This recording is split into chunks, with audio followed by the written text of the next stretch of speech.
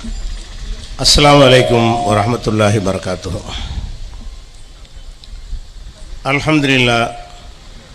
அல்ஹம்துலில்லாஹி நஹ்மதுஹு வ நஸ்தஈனுஹு வ நஸ்தக்ஃபிருஹு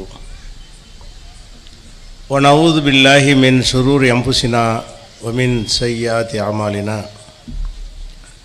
மை யஹ்திஹில்லாஹு ஃபலா முதில்ல லஹு வ மை யுத்லில்ஹு ஃபலா ஹாதிய லஹு. وأشهد أن لا إله إلا الله وحده لا شريك له وأشهد أن محمدا عبده ورسوله أما بعد. கண்ணியத்திற்குரிய எல்லாம் வல்ல அல்லாஹு ஜல்ல ஷானஹு தஆலாவின் நல்லடியார்களே, அதிகாரம் அல்லாஹ்வுக்கே என்ற தலைப்பில் நடத்தப்படும் இந்த பொதுக்கூட்டத்தில் நாமெல்லாம் பேரார்வத்தோடு பங்கெடுத்து கொண்டிருக்கிறோம். இந்த தலைப்புடைய நோக்கம் என்னவென்று சொன்னால், அல்லாஹு ரப்புல் ஆலமீன் தன்னுடைய படைப்புகளாகிய மனிதர்களுக்கு அவர்களுடைய உரிமைகளில் சில அதிகாரங்களை வழங்கியிருக்கிறான். அந்த அதிகாரங்களின்படி அவர்கள் தங்களுடைய அதிகாரத்தை நிலைநாட்டி கொண்டும் இருக்கிறார்கள். ஆனால் மார்க்கம் என்கிற ஒரு அதிகாரத்தை மாத்திரம் அல்லாஹ் தனக்குரியதாகவே வைத்து கொண்டான்.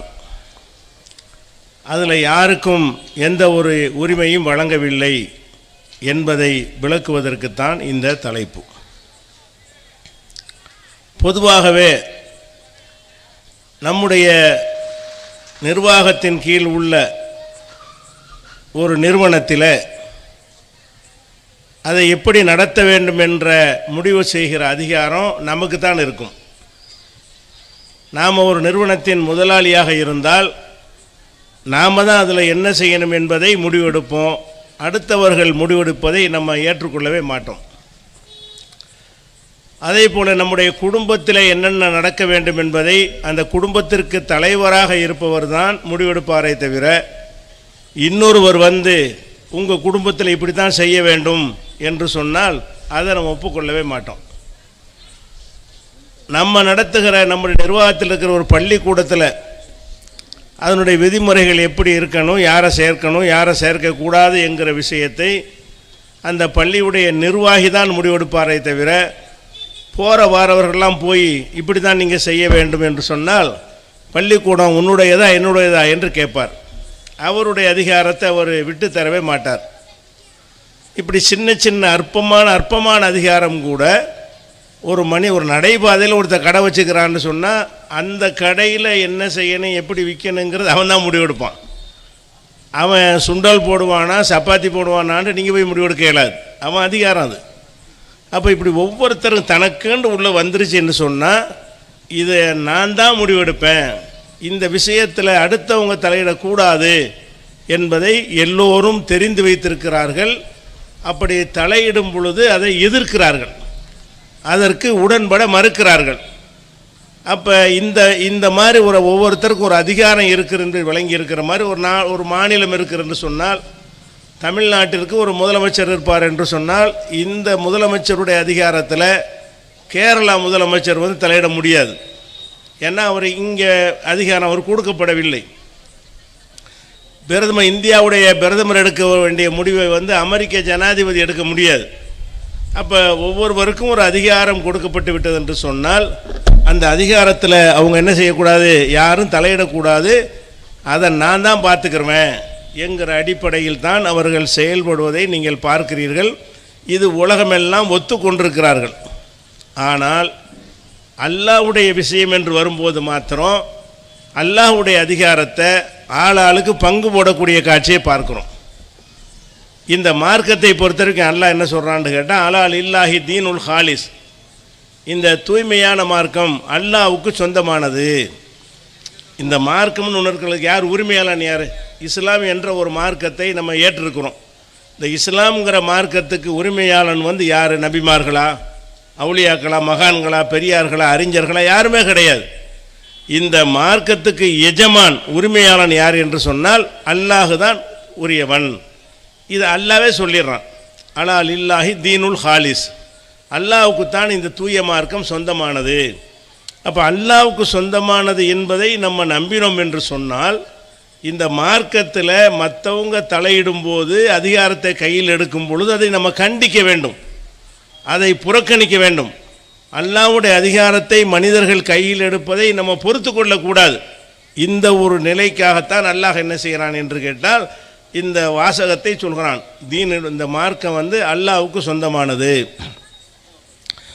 அதைத்தான் அல்லாஹ் திருமறையில் சொல்லி தரும்போது எப்படி சொல்கிறான்னு கேட்டால், அல் யௌம அக்மல் துலக்கும் தீனக்கும், நபிகள் நாயகம் ஸல்லல்லாஹு அலைஹி வஸல்லத்தை அனுப்பி அவங்க 23 ஆண்டுகள் பிரச்சாரம் செய்து அவங்க பணியை நிறைவு செய்த அந்த நேரத்தில் அல்லாஹ் சொல்கிறான், அல் யௌம அக்மல் துலக்கும் தீனக்கும், இன்றோடு உங்கள் மார்க்கத்தை நான் பூரணமாக ஆக்கிவிட்டேன். இந்த மார்க்கத்தில் அனைத்தையும் பூரணமாக ஆக்கிவிட்டேன், பூர்த்தியாக ஆக்கிவிட்டேன். அத்மம் அலைக்கும் நிஅமதி, எனது அருட்கொடைகளையும் நான் முழுமைப்படுத்தி விட்டேன். ரலீத்துலகுமுல் இஸ்லாம தீனா, இஸ்லாம் என்ற மார்க்கத்தை மார்க்கமாக வழிகாட்டி நெறியாக உங்களுக்காக நான் பொருந்தி கொண்டேன் என்று அல்லாஹ் குர்ஆனில் சொல்லி காட்டுகிறான். அப்போ இந்த மார்க்கத்துக்கு சொந்தக்காரனாகி அல்லாஹ் இந்த மார்க்கத்தில் என்னென்ன செய்யணுமோ எல்லாத்தையும் அவனே சொல்லி தந்துவிட்டு முழுமைப்படுத்திவிட்டு பூர்த்தியாக்கிவிட்டு, இன்றோடு உங்களுடைய மார்க்கத்தை நான் பூர்த்தியாக்கிவிட்டேன், இனி ஒருத்தர் அதில் ஏதாவது செய்வதற்கு மிச்சம் நான் வைக்கவே இல்லை, யாருக்கு எந்த ஒரு அதிகாரத்தையும் கொடுக்கவில்லை என்பதாக அல்லாஹ் சொல்லி காட்டுகிறான். சில பேருக்கு அதிகாரத்தை வைத்திருப்பார்கள், அவங்க சரியாக செய்யலைங்கும்போது கீழே உள்ளவங்க அதை சரி பண்ணுவாங்க, பிந்தி வர்றவங்க சரி பண்ணுவாங்க. அல்லாஹ் என்ன சொல்கிறான்னு கேட்டால், இந்த மார்க்கம் எனக்கு சொந்தமானதுன்னு சொல்லிவிட்டு நபிகள் நாயகம் ஸல்லல்லாஹு அலைஹி வஸல்லம் வாழுகிற கடைசி நேரத்தில் அவங்க மரணத்திற்கு சில நாட்களுக்கு முன்னதாக அருளப்பட்ட இறுதி வசனத்தில் அல்லாஹ் என்ன சொல்கிறான்னு கேட்டால், இன்றோடு உங்களுடைய மார்க்கத்தை நான் பூர்த்தியாக்கிட்டேன். பூர்த்தியாக்கிட்டேன்னா என்ன அர்த்தம்? மார்க்கம்னு உள்ள எல்லாமே என்னால் முழுமையாக ஆக்கப்பட்டு விட்டது. இன்றோடுன்னு சொல்கிறான்ல அல்லாஹ், அந்த இன்றோடுன்னு சொல்லக்கூடிய அந்த நாளைக்கு பிறகு எவையெல்லாம் இந்த மார்க்கம் என்ற பெயரால் நம்மிடத்தில் வந்திருக்கிறதோ அது எல்லாமே அல்லாஹ்வுக்கு எதிரானது. அல்லாஹ்வுடைய அதிகாரத்தை மனிதன் கையில் எடுத்துக்கொண்டதற்கு உரிய ஒரு அடையாளம் என்று தான் நம்ம புரிந்து கொள்ள வேண்டும். ஏன்னா அல்லாஹ் பூர்த்தியாக்கி, எப்போ பூர்த்தியாக்கிட்டான்? நபிகள் நாயகம் ஸல்லல்லாஹு அலைஹி வஸல்லமுடைய 23வது வயசில் அவங்க கடைசி கட்டத்தை அடைந்திருக்கக்கூடிய நேரத்தில் இன்றோடு பூர்த்தி ஆயிடுச்சு மார்க்கம். பூர்த்திக்கு என்ன அர்த்தம்? ஒரு விஷயம் பூர்த்தி ஆயிடுச்சின்னு சொன்னால் அதில் எந்த ஒன்றும் குறை வைக்கப்படவில்லை, எந்த ஒரு குறையும் இல்லாமல் முழுமையாக சொல்ல வேண்டியதெல்லாம் சொல்லி முடிச்சாச்சுன்றா தான் பூர்த்தின்னு சொல்லுவோம். ஒரு அறகுறையாக ஒரு காரியத்தை செஞ்சுட்டு பூர்த்தி ஆச்சுன்னு சொல்ல மாட்டோம். ஒரு கட்டிடத்தை அறகுறையாக கட்டிக்கிட்டு இருக்கும்போதே முடிஞ்சிருச்சுன்னு சொல்லவே மாட்டோம். முடிஞ்சிருச்சுன்னு சொல்லுவதாக இருந்தால் எப்போ சொல்லுவோம்? அதில் எல்லா விதமான காரியங்களும் முடிஞ்சு ஃபினிஷுங்கிற ஒரு கட்டத்துக்கு வரும் இல்லையா, அப்போ தான் நம்ம அதை முடிஞ்சிருச்சுன்னு சொல்லுவோம். அல்லாஹ் என்ன சொல்கிறான்னு கேட்டால், இந்த மார்க்கம் எனக்கு சொந்தமானது, நான் அதை பூர்த்தியாக ஆக்கிவிட்டேன் அப்படின்னு சொன்னால், அப்போ இந்த அதிகாரத்தை அல்லாஹ்வுக்குரியதாக நம்ம தக்க வைக்க வேண்டும். ஆனால் நாம் தக்க வைத்திருக்கிறோமா?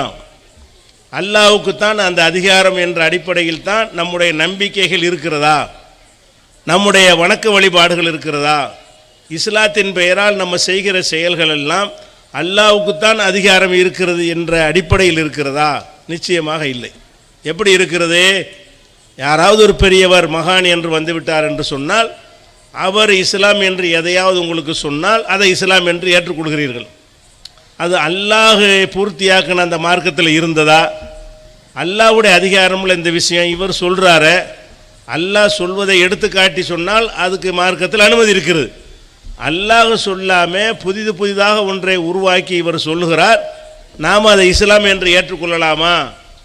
நாம் அதை சிந்திக்கிறதே கிடையாது. அதே மாதிரி சில அஜர்த்துமார்கள்லாம் மார்க் அறிஞர்கள்லாம் கூடி இதுதான் மார்க்கம் என்று உங்களுக்கு சொல்லி தந்திருப்பார்கள். நீங்கள் ஆமாம் நம்பிடுறீங்க. எதை வச்சு நம்புனீங்க? அந்த மார்க் அறிஞர் மீது உங்களுக்கு குருட்டு நம்பிக்கை இருந்துச்சே தவிர இந்த மார்க்கம் அல்லாஹ்வுக்குள்ள சொந்தம், இந்த மார்க்க அறிஞர் சொல்லக்கூடிய விஷயத்திற்கு அல்லாஹ்வுடைய குர்ஆனில் ஆதாரம் இருக்கணுமே, அல்லாஹ்வுடைய ரசூல் அப்படி சொல்லி இருக்கணுமே. அப்படி இல்லைன்னு சொன்னால் அதை எடுத்துக்கொள்ளக்கூடாத. இப்படி நம்ம விளங்கணுமா? இப்படி விளங்கவே இல்லை. நம்முடைய ஏராளமான செயல்களை எல்லாம் பார்க்குறோம். அல்லாஹ்வுக்கு மாத்திரம் உள்ள அதிகாரத்தை பறித்து வந்தவன் போனவனெல்லாம் மார்க்கம்னு சொன்னால் ஏற்றுக்கிற தயாராக இருக்கிறோம். இப்போ நம்ம நடைமுறையில் உள்ள பல விஷயங்களை உதாரணத்துக்கு காட்டுவதாக இருந்தால், இந்த மௌலுதுன்னு ஒன்று ஓதுறாங்க.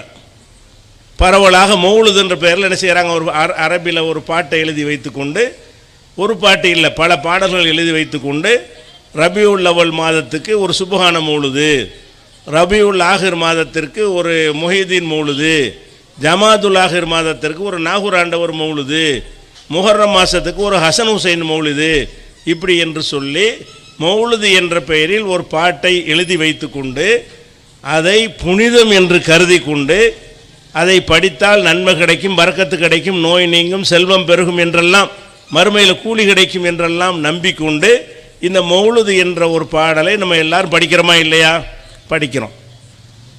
எதன் பேரில் படிக்கிறோம்? இஸ்லாத்தின் பேரில் தானே இதை படிக்கிறோம். ஒரு ஆடல் பாடல் சினிமா பாட்டுங்கிற அடிப்படையில் நம்ம படிப்பதில்லை. இது எப்படி படிக்கிறோம்? இது ஒரு இபாதத், இது ஒரு வணக்கம், இது இந்த மார்க்கத்தில் உள்ள ஒரு விஷயம், இந்த மார்க்கத்தில் உள்ள ஒரு அம்சம் என்ற அடிப்படையில் தான் இந்த மௌலுது என்ற பாடல்களை நம்ம படிக்கிறோம். அப்படி படிக்கிறோமாக இருந்தால் நம்ம என்ன செய்யணும்? இந்த மௌலுது என்ற ஒரு விஷயம் அல்லாஹ் பூர்த்தியாக்கிட்டான்ல 1400 வருஷத்துக்கு முன்னாடி, அந்த மார்க்கத்தில் இருந்ததா? மௌலுது என்பதை பற்றி குர்ஆனில் சொல்லப்பட்டு இருக்கிறதா? இந்த மௌலுது என்ற பாடலை நபிகள் நாயகம் ஸல்லல்லாஹு அலைஹி வஸல்லம் அவர்கள் வாழும்போது இதை எழுதி தந்து அல்லது படித்து தந்து நீங்கள் எல்லாம் ஓதுங்கள் பரக்கத்து கிடைக்கும் என்று சொன்னார்களா? நிச்சயமாக இல்லை. இந்த மௌலுது என்பதை 200-300 வருஷத்துக்கு முன்னாடி வந்த மார்க்க அறிஞர்கள் தான் உண்டாக்கினார்கள். இந்த மௌலுதுன்னு இந்த பாடல் இருக்கிறத, அதனுடைய வயசு எவ்வளவு?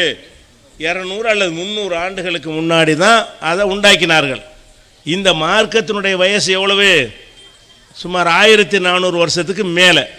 அப்போ 1400 வருஷத்துக்கு முன்னாடி உள்ள மார்க்கத்தில் இந்த மௌலுது இருந்துச்சா? இல்லை. அப்போ இல்லாத ஒன்றை நீங்கள் அதை மார்க்கம்னு ஏற்றுக்கிட்டீங்கன்னா இப்போ அல்லாஹ்வுடைய அதிகாரத்தை நீங்கள் பறிக்கிறீங்களா இல்லையா?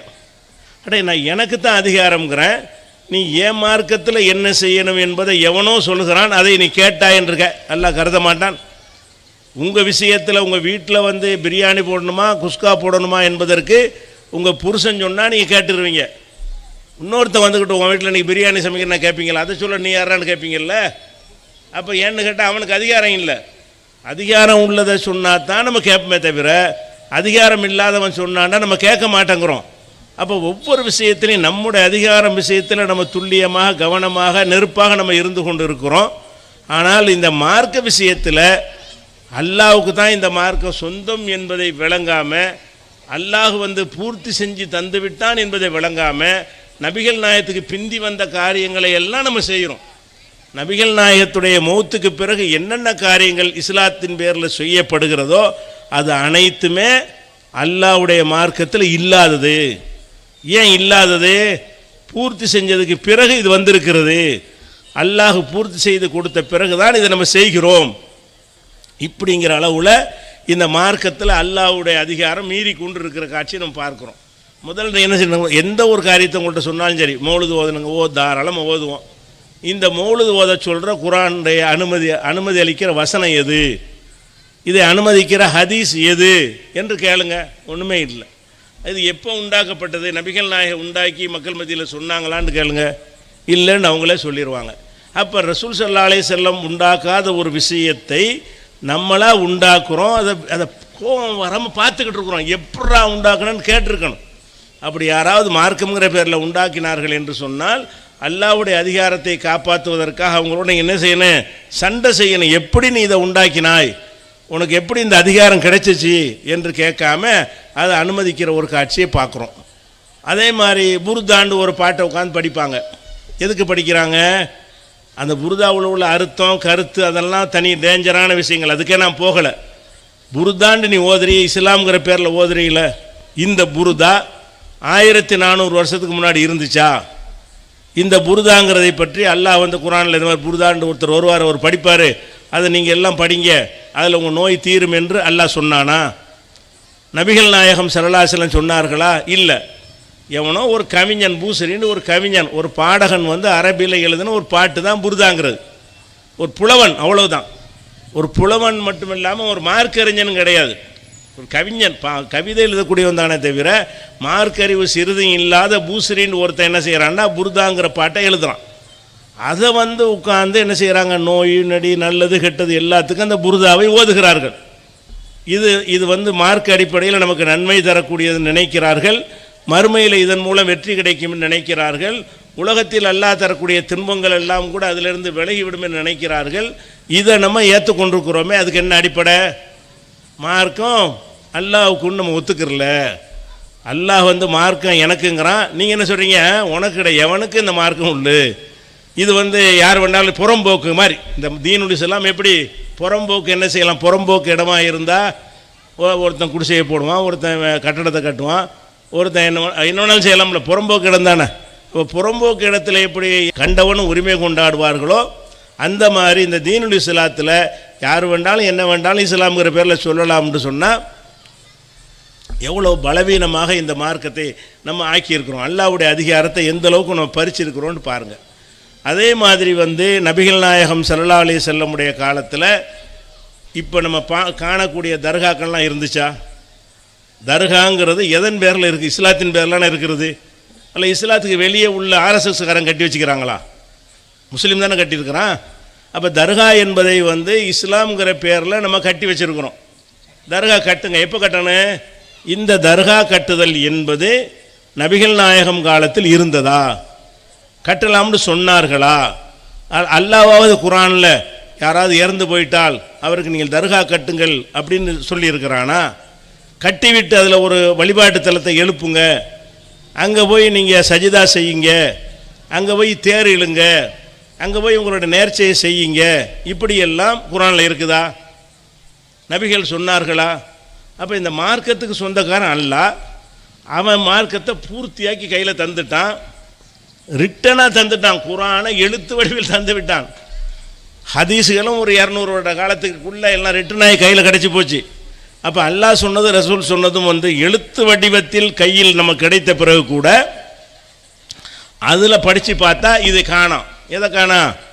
இந்த தர்கா கட்டுறதுக்குரிய அனுமதியை காணோம். அப்போ தர்கா எப்படி இஸ்லாத்தில் வந்துச்சு? எதனால் வந்துச்சு? நீங்கள் மார்க்கத்தை அல்லாஹ்வுக்குரியது என்று நீங்கள் நினைக்கவில்லை. இந்த தர்காவை பற்றி தேடி பார்த்தீங்கன்னா நமக்கு என்ன கிடைக்குதுன்னா கட்டக்கூடாதுன்னு கிடைக்கிறது. எப்படி கிடைக்கிறது? லானல்லாஹுல் யஹூத வன்னசாரா இத்தஹது குபர் அம்பியாகி மசாஜித். நபிமார்களுடைய அடக்க ஸ்தலங்களை எல்லாம் வணக்க ஸ்தலங்களாக மாற்றி விட்டார்களே, அவங்களை அல்லாஹ் சபிக்கிறான். யார்? நபிகள் நாயகம் ஸல்லல்லாஹு அலைஹி வஸல்லம் சொல்கிறாங்க, நபிமார்கள் அடக்கம் செஞ்ச இடத்துல போய் ஒரு வணக்க ஸ்தலத்தை உண்டாக்கினார்கள் என்று சொன்னால் அவங்கள அல்லாஹ் சபிக்கிறான். அதுவும் மரணிப்பதற்கு 5 நாளைக்கு முன்னாடி ரசூலுல்லாஹ் அதை சொல்கிறாங்க. எதுக்காக சொல்கிறாங்க? நமக்கு தர்கா கட்டிக்கிற கூடாங்கிறதுக்காக வேண்டி, நமக்கு இந்த மாதிரி தர்காவை கட்டிடக்கூடாது என்பதற்காக வேண்டி எச்சரிக்கிறாங்க. இந்த மாதிரி நபிமார்களுடைய அடக்க ஸ்தலங்களில் வணக்க ஸ்தலத்தை ஏற்படுத்தியவர்களை அல்லாஹ் சபிக்கிறான். அப்படின்னா என்ன அர்த்தம்? தர்கா கட்டக்கூடாது. இன்னும் சொல்ல போனால் நஹா ரசூலுல்லாஹி ஸல்லல்லாஹு அலைஹி வஸல்லம் இப்னுல் குபூர், கபூர்கள் கட்டப்படுவதை, சமாதிகள் கட்டப்படுவதை நபிகள் நாயகம் ஸல்லல்லாஹு அலைஹி வஸல்லம் தடுத்தார்கள். நஹா ரசூலுல்லாஹி ஸல்லல்லாஹு அலைஹி வஸல்லம் ஐயு ஜஸ்ஸல் குபூர், கபூர்கள் பூசப்படுவது, கட்டுறது ஒன்று, அப்புறம் பூசுறது, காரையை போட்டு சுண்ணாம்பை போட்டு சிமெண்ட்டை போட்டு பூசுகிறாங்க இல்லையா? இப்படி பூசப்படுவதையும் நம்ம ரசூல் ஸல்லல்லாஹு அலைஹி வஸல்லம் தடுத்தார்கள். பூசுகிறாங்க, சிமெண்ட்டை கொண்டு பூசுகிறாங்க, பத்தாவதுக்கு சந்தனத்தை கொண்டு போய் பூசுகிறாங்க, பூசுவதை தடுத்தார்கள். இன்னும் சொல்ல போனால் இந்த மாதிரி அறியாமையில் பிற மக்கள் வந்து இந்த தர்காவை சமாதி கட்டி இருக்கும் பொழுது அதையெல்லாம் இடிக்க சொல்கிறாங்க ரசூல் ஸல்லல்லாஹு அலைஹி வஸல்லம்.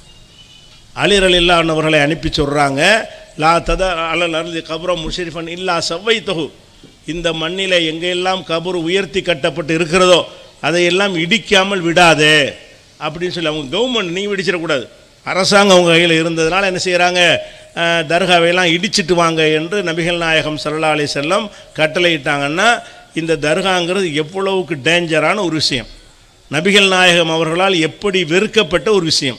அல்லாஹ்வுடைய சாபம் இறங்குறது என்றால் எவ்வளோ சின்ன ஒரு விஷயமா? அதை வந்து ஊருக்கு ஊர் வச்சுக்கிட்டு இருக்கிறோமே, அதுக்கு அங்கே போய் கும்பிடுறோமே, வழிபடுறோமே, அதில் செய்கிற பல பாவமான காரியங்களை செய்கிறோமே, இது எல்லாத்துக்குமே என்ன காரணம் நினைக்கிறீங்க? அதிகாரம் மார்க்கம் அல்லாவுக்குன்னு வழங்கலை. இந்த மார்க்கம் அல்லாவுக்குன்னு நினச்சிக்கிட்டே இருந்தீங்கன்னா உங்களை யாரும் ஏமாற்ற முடியாது. அப்போ இந்த தர்கா கட்டுறாங்க, நம்ம இன்னும் 10 தர்கா கூட கட்ட நாங்கள் தயாராக இருக்கிறோம். நீ என்ன செய்யணும்? ஊருக்கு ஒரு தர்கா கட்டுங்கன்னு ரசூலுல்லாஹ் சொன்னது ஆதாரம் காட்டு.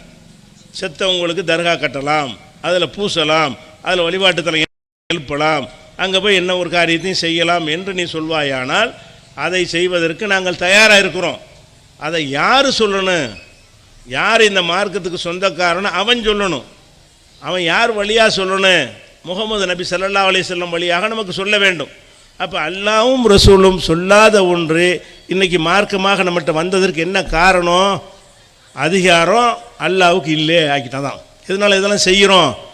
நாங்கள் விருப்பப்படி என்ன வேணாலும் செய்வோம். இந்த மார்க்கத்தில் நாங்கள் என்ன நாடணுமோ, என்ன நினைக்கிறோமோ அதையெல்லாம் உண்டாக்கி கொள்வோம். இப்படியான பல காரியங்கள் நம்ம சமூகத்தில் இருக்குது. அதே மாதிரி சில விஷயம் இந்த பட்டியல் போட்டு காட்டிட்டு தலைப்புக்கு போனால் தான் உங்களுக்கு தெளிவாக புரியும். அதுக்காகத்தான். அதே மாதிரி இப்போ ஷாபான் மாதம் வந்துச்சுன்னு வைங்க, அதை 15வது அன்னைக்கு பராஅத்து இரவுங்கிற பேரில் ஷபை பராஅத்து என்று ஒரு கொண்டாட்டத்தை கொண்டாடுகிறார்கள். இது எதன் பேரில் கொண்டாடுகிறார்கள்? மார்க்கத்தின் பெயரில் கொண்டாடுகிறார்கள். ஷபே பராஅத்து என்றால் பராஅத்து ஷபுண்டா இரவுண்டு அர்த்தம். அதை கூட அரபியில் சொல்ல மாட்டாங்க. அரபியில் லைலத்துல் பராஅத்துன்னு சொல்லணும். அப்படி சொல்லவே மாட்டாங்க. ஷபே பராஅத்துமாங்க. ஷபுண்டா ஃபார்சி மொழி. இந்த பார்சி நாட்டுக்காரங்க தான் இதை உண்டாக்கியிருக்கிறாங்க. அதனால் பேரை கூட அவங்களுக்கு அரபியில் வைக்க முடியலை. அப்போ ஷபே பராஅத்துங்கிற பேரில், பராஅத்து இரவுங்கிற பேரில் ஷாபான் 15வது அன்னைக்கு ஒரு சிறப்புக்குரிய ஒரு நாள். அந்த நாளில் தான் நம்ம குர்ஆன் இறங்குனது. அதனால் அந்த நாட்டில் சிறப்பு வணக்கம் செய்யணும். அன்னைக்கு இறந்தவர்களுக்கு 3 யாசீனை ஓதணும், கப்ரிஸ்தானுக்கு போகணும், அன்னைக்குன்னு நோன்பு வைக்கணும், பள்ளிவாசலை அலங்கரிக்கணும் என்று அந்த பராத்து என்ற ஒரு ராத்திரிக்கு இவ்வளவு சிறப்பு இருப்பதாக சொல்லுகிறார்கள். இவங்களா சொல்லுகிறார்கள். நபிகள் நாயகம் ஸல்லல்லாஹு அலைஹி வஸல்லம் அவங்க வாழ்ந்த காலத்தில் இந்த ஷாபான் அவங்களுக்கு வந்துச்சுல, அவங்களுக்கு ஷாபான் மாதத்தை கடந்தான ரமலானுக்கு போயிருப்பாங்க. அவங்க காலத்தில் ஷாபான் 15 வந்திருக்கா இல்லையா? அந்த 15 ஷாபான் 15 தான் குர்ஆன் இறங்குனுச்சு என்று நபிகள் நாயகம் சொன்னாங்களா? அல்லாஹ் சொன்னானா? நீங்கள் எல்லோரும் விளங்கி வச்சிருக்கிற பிரகாரம் குர்ஆன் இறங்குனது ரமலான் மாதத்தில் தானே. குர்ஆன் எப்போ இறங்குனுச்சு? ஷஹ்ரு ரமலான் அல்லது உன்சில பிஹில் குர்ஆன். ரமலான் மாதத்தில் தான் குர்ஆன் அருளப்பட்டுச்சு. இவன் ஷாபான் மாதத்தில் அருளப்பட்டுச்சின்னு தப்பாக உங்கள்கிட்ட சொல்கிறான். அதையும் நீங்கள் நம்ப தயாராக இருக்கிறீங்க. அதே மாதிரி லைலத்துல் கதிர்ங்கிற இரவில் தான் குர்ஆன் அருள துவங்கியது என்று விளங்கி வச்சிருக்கீங்க. ஒரு பக்கம் இன்னா அன்சல்நாஹு ஃபீ லைலத்துல் கத்ர் என்று அல்லாஹ் சொல்கிறான். கதிருங்கிற பேர்லேயே ஒரு சூறாவையும் அல்லாஹ் அத்தியாயத்தையும் இறக்கி இருக்கிறான். அந்த அத்தியாயத்தில் இந்த ஒரு சப்ஜெக்டை மட்டும்தான் பேசுகிறான். அந்த மாதிரி விளங்கி வச்சுருக்கும்போது நம்ம என்ன செய்கிறோம்னு கேட்டால் பராத் இரவில் குர்ஆன் இறங்குனுச்சின்னு பயான் பண்ணுறாங்க அஜரத்துமார்கள்லாம். அப்போ ரமலானில் குர்ஆன் இறங்குனுச்சு, லைலத்துல் கதிரில் இறங்குனுச்சின்னு சொல்லும் பொழுது லைலத்துல் கதிருடைய இரவுக்கு சிறப்பு என்பதை நம்ம ஒத்துக்கொள்கிறோம். ஒத்துக்கொண்டு ஆகணும். ஏன் ஒத்துக்கொண்டாகணும்? லைலத்துல் கதிரி ஹைரு மின் அல்ஃபி ஷஹர், 1000 மாதங்களை விட மேலானது. அந்த ஒரு இரவு 1000 இரவை விட இல்லை, 1000 மாதங்களுடைய 30,000 இரவுகளை விட மேலானது என்று அல்லாஹ் ரப்புல் ஆலமீன் திருக்குர்ஆனில் சிறப்பித்து சொல்லியிருக்கிறான். அதை நம்ம ஒத்துக்கொள்கிறோம். இந்த பராத்து எங்கேருந்து வந்துச்சு? நபிகள் நாயகம் ஸல்லல்லாஹு அலைஹி வஸல்லம் அவர்கள் பராத்தில் நோன்பு வைக்க சொன்னாங்களா? பராத்தில் கொண்டாட்டம் பண்ணாங்களா? பராத்தில் 3 யாசீன் ஓதி இறந்தவர்களுக்கு பார்சல் பண்ணி அனுப்புங்கன்னு சொன்னாங்களா? இதெல்லாம் அஜர்த்துமார்கள் வருமானத்துக்காக வேண்டி சிலதை உண்டாக்கி திணிச்சாங்க. அன்றைக்கு கடுமையான ஒரு பெருநாள் மாதிரி ஒரு வருமானம், அவங்க நல்ல லாப சீசனில் வியாபாரிகளுக்கு கிடைக்கும்ல, அந்த மாதிரி இந்த பராத்து வந்துருச்சுன்னா அன்றைக்கி கொஞ்சம் வருமானங்கள் கிடைக்கும். அதுக்காக உண்டாக்குனாங்களே தவிர இது எப்படி குர்ஆன் அருளப்பட்டது ரமலான்லேருந்து இருக்கும் பொழுது, ரமலானில் லைலத்துல் கதிர்லேருந்து இருக்கும் பொழுது இவங்க ஷாபானில் பராத் இரவுல என்று சொல்லி தப்பான நம்பிக்கையை விதைச்சி அதுக்கு ஒரு வணக்கத்தை உண்டாக்கிட்டாங்க. நம்ம நோன்பு வைக்கிறோம். நோன்பு நல்லது தான். ஆனால் பராத் இரவுன்னு நோன்பு வச்சோம்னா அது மார்க்கத்தில் இல்லாத செஞ்ச ஒரு குற்றமாயிரும். இப்படி நிறைய இந்த மேராஜ் நோன்பு என்று உங்களுக்கு சொல்வார்கள். மேராஜ் நோன்பு எப்போ? ரஜப மாதத்தில் பிற 27 மேராஜ் நோன்பு வைங்கன்னு அஜர்த்து சொல்லுவார். நீங்களும் வைப்பீங்க. நம்ம வைக்கலாம், பிரச்சனை. நோன்பு தான் வைக்க சொல்கிறாரு. ஆனால் நோன்பு வைக்கிறதா என்ன செய்யணும்? இந்த நாளில் இன்னதை செய்யணும்னு முடிவு செய்கிறதா இருந்தால் அதை அல்லாஹ் சொல்லணும் அல்லது ரசூல் சொல்லணும். நீங்களாக விரும்பி தனிப்பட்ட முறையில் நோன்பு எப்போ வேணாலும் வச்சுக்கலாம். நஃபிலான நோன்புகளை இன்றைக்கி வைக்கலாம், நாளைக்கு வைக்கலாம், தடுக்கப்படாத எந்த ஒரு நாளில் வேண்டாலும் நம்ம நோன்பு வைத்துக் கொள்ளலாம். ஆனால் இந்த நாளில் தான் வைக்கணும் என்று மார்க்கம் சொல்வதாக நினைத்து கொண்டு வைத்தீர்களானால் அதுக்கு ஆதாரம் வேணும். இந்த நாளில் வைக்க சொல்லி மார்க்கம் சொல்லுகிறது என்று நீங்கள் சொன்னால் அதுக்குரிய ஆதாரம் என்ன? இப்போ மேராஜ் ரசூல்லா தானே போனாங்க, நம்ம போகலையில். அப்போ ரசூல்லா போயிருக்கும் பொழுது அந்த ரசூலுல்லா நான் மேராஜ் போனதற்காக வேண்டி நீங்கள் நோன்பு வைங்கன்னு சொன்னாங்களா? மேராஜை நம்பணும், அது ஒரு விஷயம். இன்னும் சொல்ல போனால் மேராஜ் ரஜபு 27 நடந்ததுக்கு எந்த ஒரு குறிப்புமே இல்லை, ஆதாரம் இல்லை. அந்த மேராஜுக்கு போனாங்கன்னு இருக்கே தவிர அது ரஜபு மாதம் 27 நடந்துச்சு என்பதற்கு ஆதாரம் இருக்குதா? ஆதாரம் இல்லை. அப்படி இருக்கும் பொழுது ஏன் ஆதாரம் இல்லைன்னு சொன்னால் அதை அவங்க கொண்டாட்டமாக நடத்தியிருந்தால் ஆதாரமாக இருந்திருக்கும். ரசூல்லா மேராஜுக்கு போன நாளை மக்களுக்கு அறிவித்து அந்த நாளை எல்லோரும் கொண்டாடுங்கன்னு சொன்னால் இந்த நாளில் தான் மேராஜ் என்பதை ரசூல்லா காலத்தில் உறுதி செய்யப்பட்டு இருக்கும். மேராஜுக்கு போனார்கள் என்று வருதே தவிர அது ரஜப மாதம் போனார்கள் என்று வரலை, ஆதாரம் இல்லை. ரஜப மாதம் 27 போனார்கள் என்பதற்கு ஆதாரம் இல்லை. பொய்யான பலவீனமான செய்திகள் தான் இருக்கிறது. அந்த செய்தி நடந்த நாளுக்கு ஆதாரம் இல்லைங்கும்போது மேராஜுக்கு நோன்பு, மேராஜை நம்பணுமே தவிர அன்னைக்கே நோன்பு வைக்கணும் அப்படின்னு பார்த்தோம்னா நிறைய நம்மளை ஏமாற்றிருக்கிறாங்க. மார்க்கம்ங்கிற பேரில் அல்லாஹ் ரசூல் சொல்லாத விஷயத்தை எல்லாம் அவங்க நினச்சபடி மார்க்கத்தில் புகுத்தி இதுதான் மார்க்கம் என்று ஆக்கிவிட்ட ஒரு காட்சியை பார்க்குறோம். இப்படியெல்லாம் செஞ்சால் நம்ம மறுமையில் வெற்றி பெற முடியுமா? அல்லாஹ் மறுமை நாளில் என்ன நடக்கும்னு நமக்கு சொல்லி காட்டுறான். எல்லாரும் எல்லாம் விசாரிப்பான், மறுமையில் திருப்பி எழுப்புவான். எழுப்பின உடனே அல்லாஹ் என்ன சொல்கிறான்னு கேட்டால் யௌமத்து கொல்லபு உஜூகும் பின்னார். எழுப்பி நரகவாசிகள் நரகத்தில் போடுவான், சொர்க்கவாசிகளை சொர்க்கத்தில் போடுவானா. அப்போ நரகத்தில் சில பேருடைய முகங்களை போட்டு புரட்டுவான். யௌமத்து கொல்லபு உஜூகும் பின்னார். நரகத்தில் சில முகங்கள் போட்டு புரட்டப்படும் பொழுது அவங்க என்ன செய்வாங்க? நரகத்தில் கிடந்துக்கிட்டு சொல்லுவாங்களாம், யாழைத்தனா அத்தான அல்லாஹவ அத்தான ரசூலா, அல்லாஹ் சொன்னதை நாங்கள் கேட்டிருக்கலாமே, ரசூல் சொன்னதை கேட்டிருக்கலாமே. இன்னும் அத்தானா சாதத்தனா ஓ குபரா ஆனா, எங்கள் தலைவர்கள் சொல்ல கேட்டோமே, எங்கள் பெரியார்கள் சொல்ல கேட்டோமே, அலலூன சபீலா, எங்களை வழிகெடுத்துட்டாங்களே அப்படின்னு சொல்லி நரகத்தில் போட்ட உடனே ஒருத்தனுக்கு தெரிஞ்சு போயிடும். என்ன தெரிஞ்சிடறேன்? நம்மளை நரகத்தில் போட்டது காரணம் இதுதான். எது காரணம்? குரானில் உள்ளதை சொல்லாமல், நபி சொன்னதை சொல்லாமல், அந்த பெரியார் சொன்னார், இந்த மௌலானா சொன்னார், இந்த அஜர்த்து சொன்னார், இந்த ஞானி சொன்னார், இந்த மகான் சொன்னார் என்றெல்லாம் சொல்லி நம்ம புதுசாக உண்டாக்கணுமே, அதுக்கு தான் நரகம், அதுக்கு தான் இந்த நரகத்துக்கு வந்திருக்கிறோம் என்று அவனுக்கு விளங்கி போய் தான் அவன் சொல்கிறான். யாழைத்தனா அத்தான அல்லாஹவ அத்தான ரசூலா, நாங்கள் அல்லா ரசூலுக்கு கட்டுப்பட்டிருக்கலாமே, நாங்கள் பெரியார்கள் முன்னோர்கள் அந்த பெரியார்கள் அறிஞர்களுக்கு கட்டுப்பட்டு இப்போ நரகத்துக்கு வந்துட்டோமே, எங்களை வழிகெடுத்துட்டாங்களேன்னு சொல்வார்களாம். அப்போ ஒரு மனிதனை நரகத்தில் போட்டு புரட்டப்படுவதற்கு என்ன காரணம்? அல்லாஹ்வுடைய அதிகாரத்தை பறித்தது காரணம். அதிகாரம் அல்லாஹ்வுக்கு கொண்டு இருக்கும் பொழுது நீங்கள் யார் சொன்னதெல்லாம் மார்க்கம்னு எடுத்தீங்க, அல்லாஹ்வுக்கு இந்த நரகத்தில் போடுறதுல அல்லாஹ் கோபம் வருது. அவன் அதிகாரத்தை நீங்கள் பறிக்கிறீங்க. அவன் தான் ஒன்றை ஹலால் என்று சொல்வதற்கு அதிகாரம் படைத்தவன், ஒன்றை ஹராம் என்று சொல்வதற்கு அவனுக்கு தான் அதிகாரம் இருக்கிறது, ஒன்றை சுன்னத்து என்றோ உபரியான சிறப்பு வணக்கம் என்றோ சொல்வதற்கு அவனுக்கு தான் அதிகாரம் இருக்கிறது. அந்த அதிகாரம் மற்றவங்களுக்கு நீங்கள் நினைக்கிறீங்கல்ல, நினச்சி ஏற்றுக்கிட்டீங்கல்ல, ஏற்று அதன்படி செயல்பட்டீங்கல்ல, இது எல்லாமே அல்லாஹ்வுக்கு என்ன கட்டும் கோபத்தை உண்டாக்கு. என்னது? நான் எஜமான இந்த மார்க்கத்துக்கு நான் சொந்தக்காரனா, நீ சொந்தக்காரனா? என் மார்க்கத்தில் கண்டவன் விளையாடும், அதை ஏற்றுக்கிருவீங்களா அப்படின்னு சொல்லி தான் நரகத்தில் போடுறானா. அப்போ நரகத்தில் போடுவது எதெல்லாம் நரகத்தில் சேர்க்கும் என்றால், அல்லாஹ்வும் ரசூலும் சொல்லாதையெல்லாம் நம்ம மார்க்கம் நினச்சி செஞ்சோம் என்று சொன்னால் உனக்கு அதிகாரமா எனக்கு அதிகாரமாங்கிற பஞ்சாயத்து ஆகி போயிடும். சின்ன விஷயம் கிடையாது, சாதாரண விஷயம் கிடையாது. அது எவ்வளோ பெரிய விஷயம்? அல்லாஹ்வுக்கு எதிராக யுத்தம் செய்கிற ஒரு விஷயம், அல்லாஹ்வுக்கு போட்டி போடுற ஒரு விஷயம். நீங்கள் சாதாரண மௌலூத் தானே, மேராஜ் தானே அப்படி நினைக்கக்கூடாது. அதில் என்ன அடங்கி இருக்கிறது? இந்த அல்லாஹ்வுக்கு சொந்தமான மார்க்கத்தை நம்ம கையில் எடுக்கிறோம். உங்களுக்கு சொந்தமான ஒரு வீடு, ஒரு ஜான் எடுத்தால் கூட விடுவீங்களா? ஒரு ஜான் தானே, விடுவீங்களான்னு கேட்குறேன். அப்போ உங்களுக்கு சொந்தமான ஒரு வீட்டில் ஒரு ஜான் எடுக்க முடியாது, அடுத்தவன் எடுத்தான்னா அதுக்கு தலைமுறையாக அதுக்கு சண்டை போடுவீங்க, கோர்ட்டுக்கு போவீங்க, பஞ்சாயத்து வைப்பீங்க. அப்போ உங்களுக்கு சொந்தமானதில் ஒரு ஜான் கூட அடுத்தவன் எடுக்கக்கூடாதுன்னு நினைக்கும் பொழுது அல்லாஹ்வுக்கு சொந்தமானதில் நீங்கள் என்ன செய்கிறீங்க? ஏக்கர் கணக்கில் எடுக்கிறீங்க. நினச்சி இஷ்டத்தையெல்லாம் உள்ளே பூத்துறீங்க. அப்போ அல்லாஹ்வுக்கு அதான் கோபம் வருது. என்னுடைய அதிகாரம்னு இந்த ஒன்றை வந்து நான் கையில் வச்சுக்கிட்டு இருக்கிறேன். நான் சொன்னது மட்டும்தான் மார்க்கம்னு நான் ஆக்கி இருக்கிறேன். ஏன் மார்க்கத்தில் ஏன்டா ஆளுக்கு சொன்னதெல்லாம் கேட்குறீங்க? அப்போ எனக்கு ஒன்றும் தெரியாது. அப்போ அதுக்கு என்ன அர்த்தமாகுது? அல்லாஹ்வுக்கு விவரம் பத்தலைன்னு ஆகுது. விவரம் பத்தாததுனால அவன் நமக்கு சரியாக சொல்லித்தரல. பின்னாடி வந்தவங்க சரியாக சொல்லிட்டாங்க. அல்லாஹ் விட்டதை எல்லாம் பூர்த்தி பண்ணிட்டாங்க. அல்லாஹ் சொல்லாத நன்மைகள்லாம் அதன் அர்த்தம்.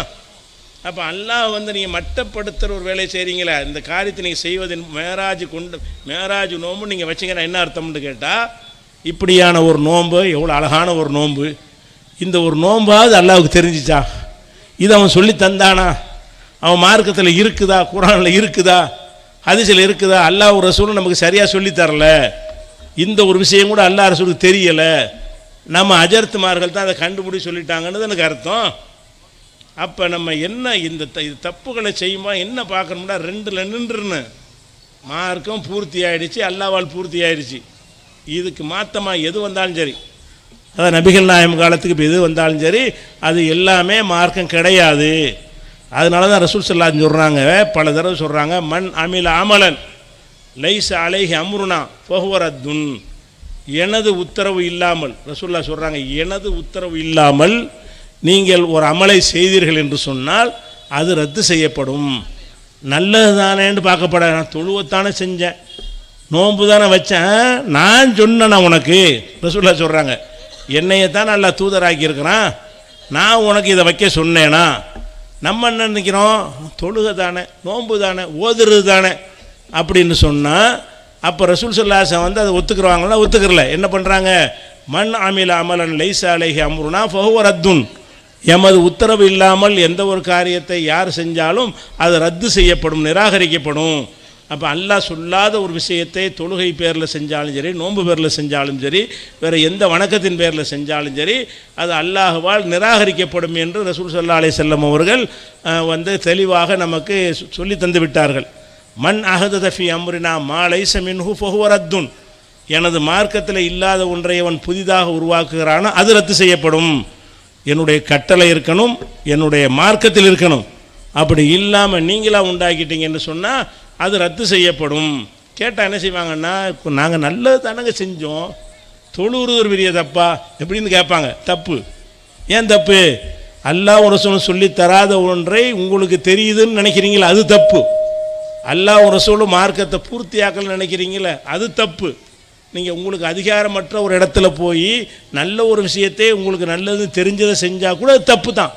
அடுத்தவங்க வீட்டுக்குள்ள நுழைஞ்சி பெயிண்ட் எடுத்துக்கிட்டு போய் செவத்தில் அழகான பெயிண்ட் அடிச்சுட்டு வந்துட்டீங்க, நல்லதானே செஞ்சேன்னா விடுவானா? என் வீட்டுக்கு நீ ஏன்டா வந்த?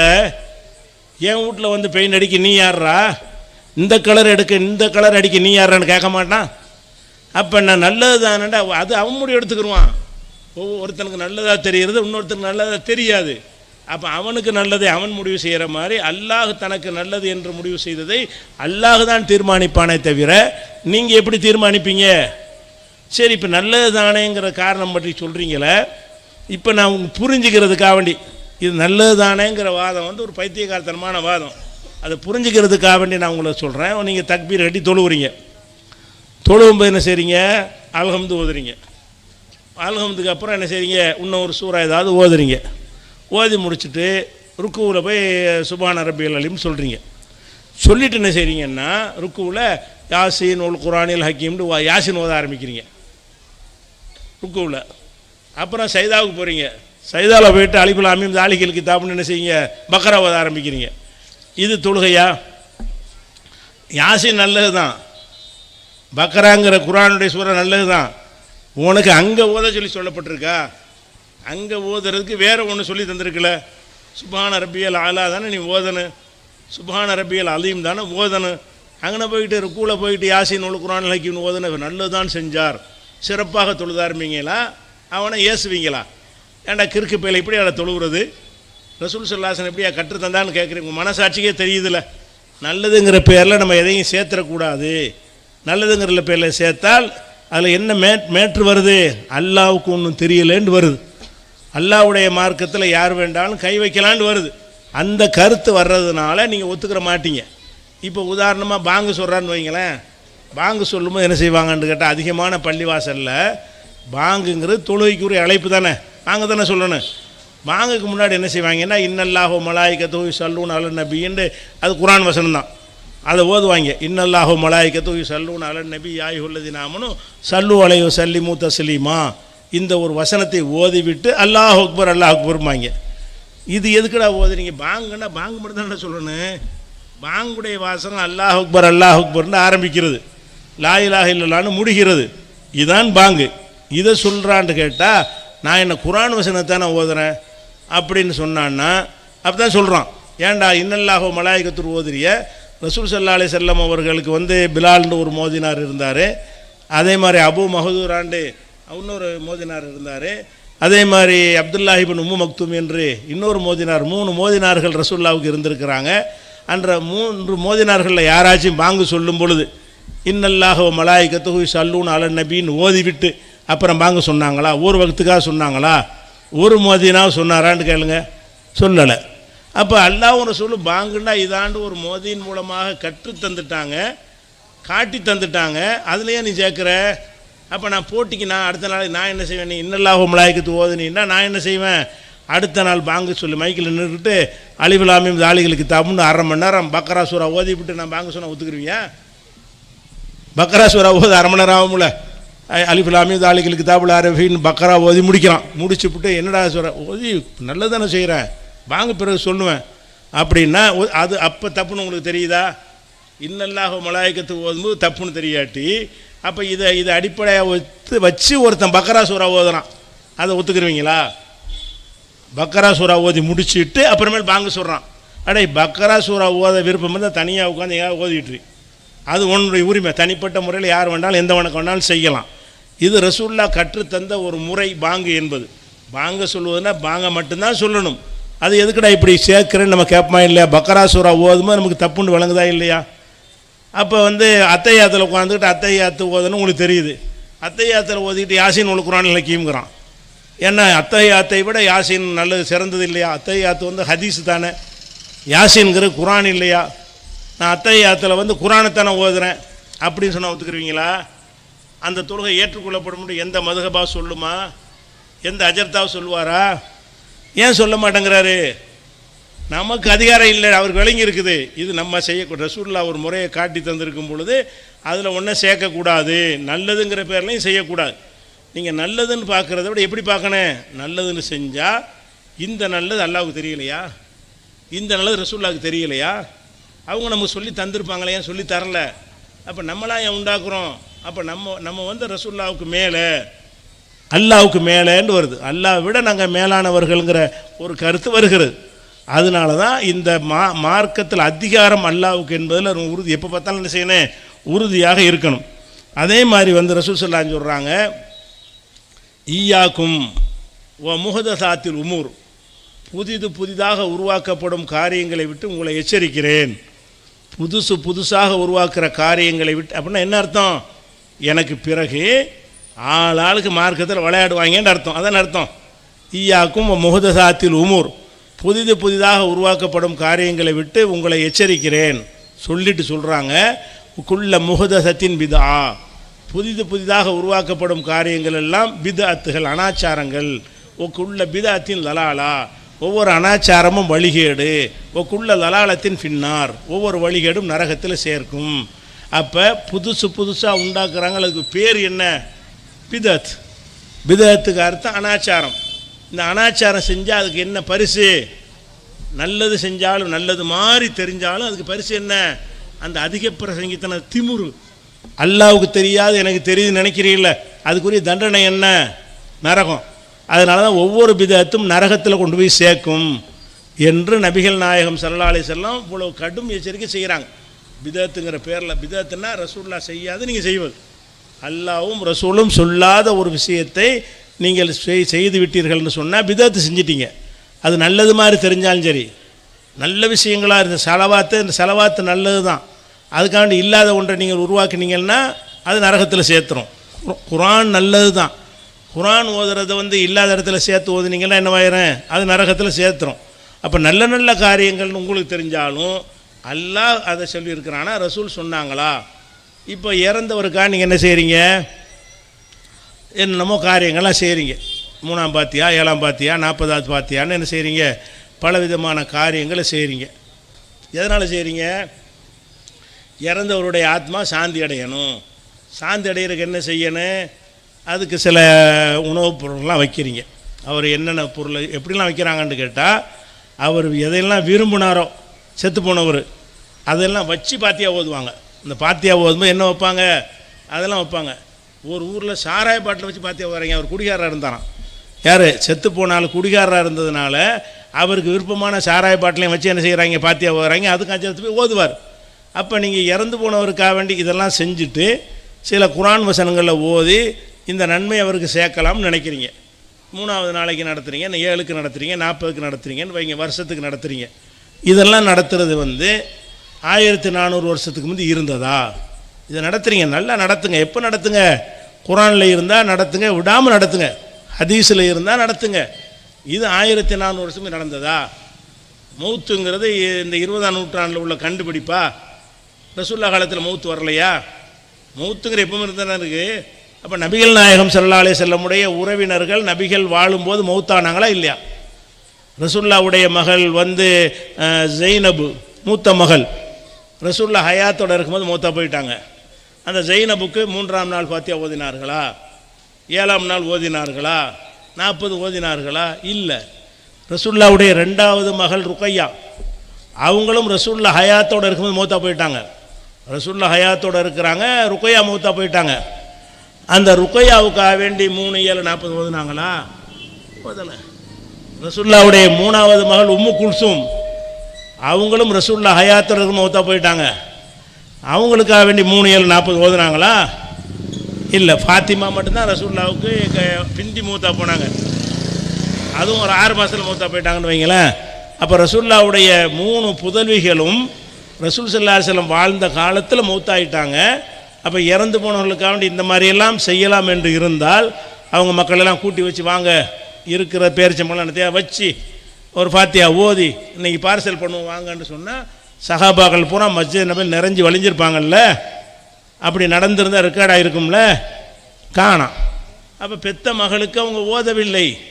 அவங்களுடைய பெரிய தகப்பனார் ஹம்சா கொல்லப்பட்டார், உசுரோட ரசூல்லா இருக்கும்போதே அவர் மூத்தா போனார். அவருக்கு இந்த பாத்தியாக்களை ஓதினார்களா? இல்லை.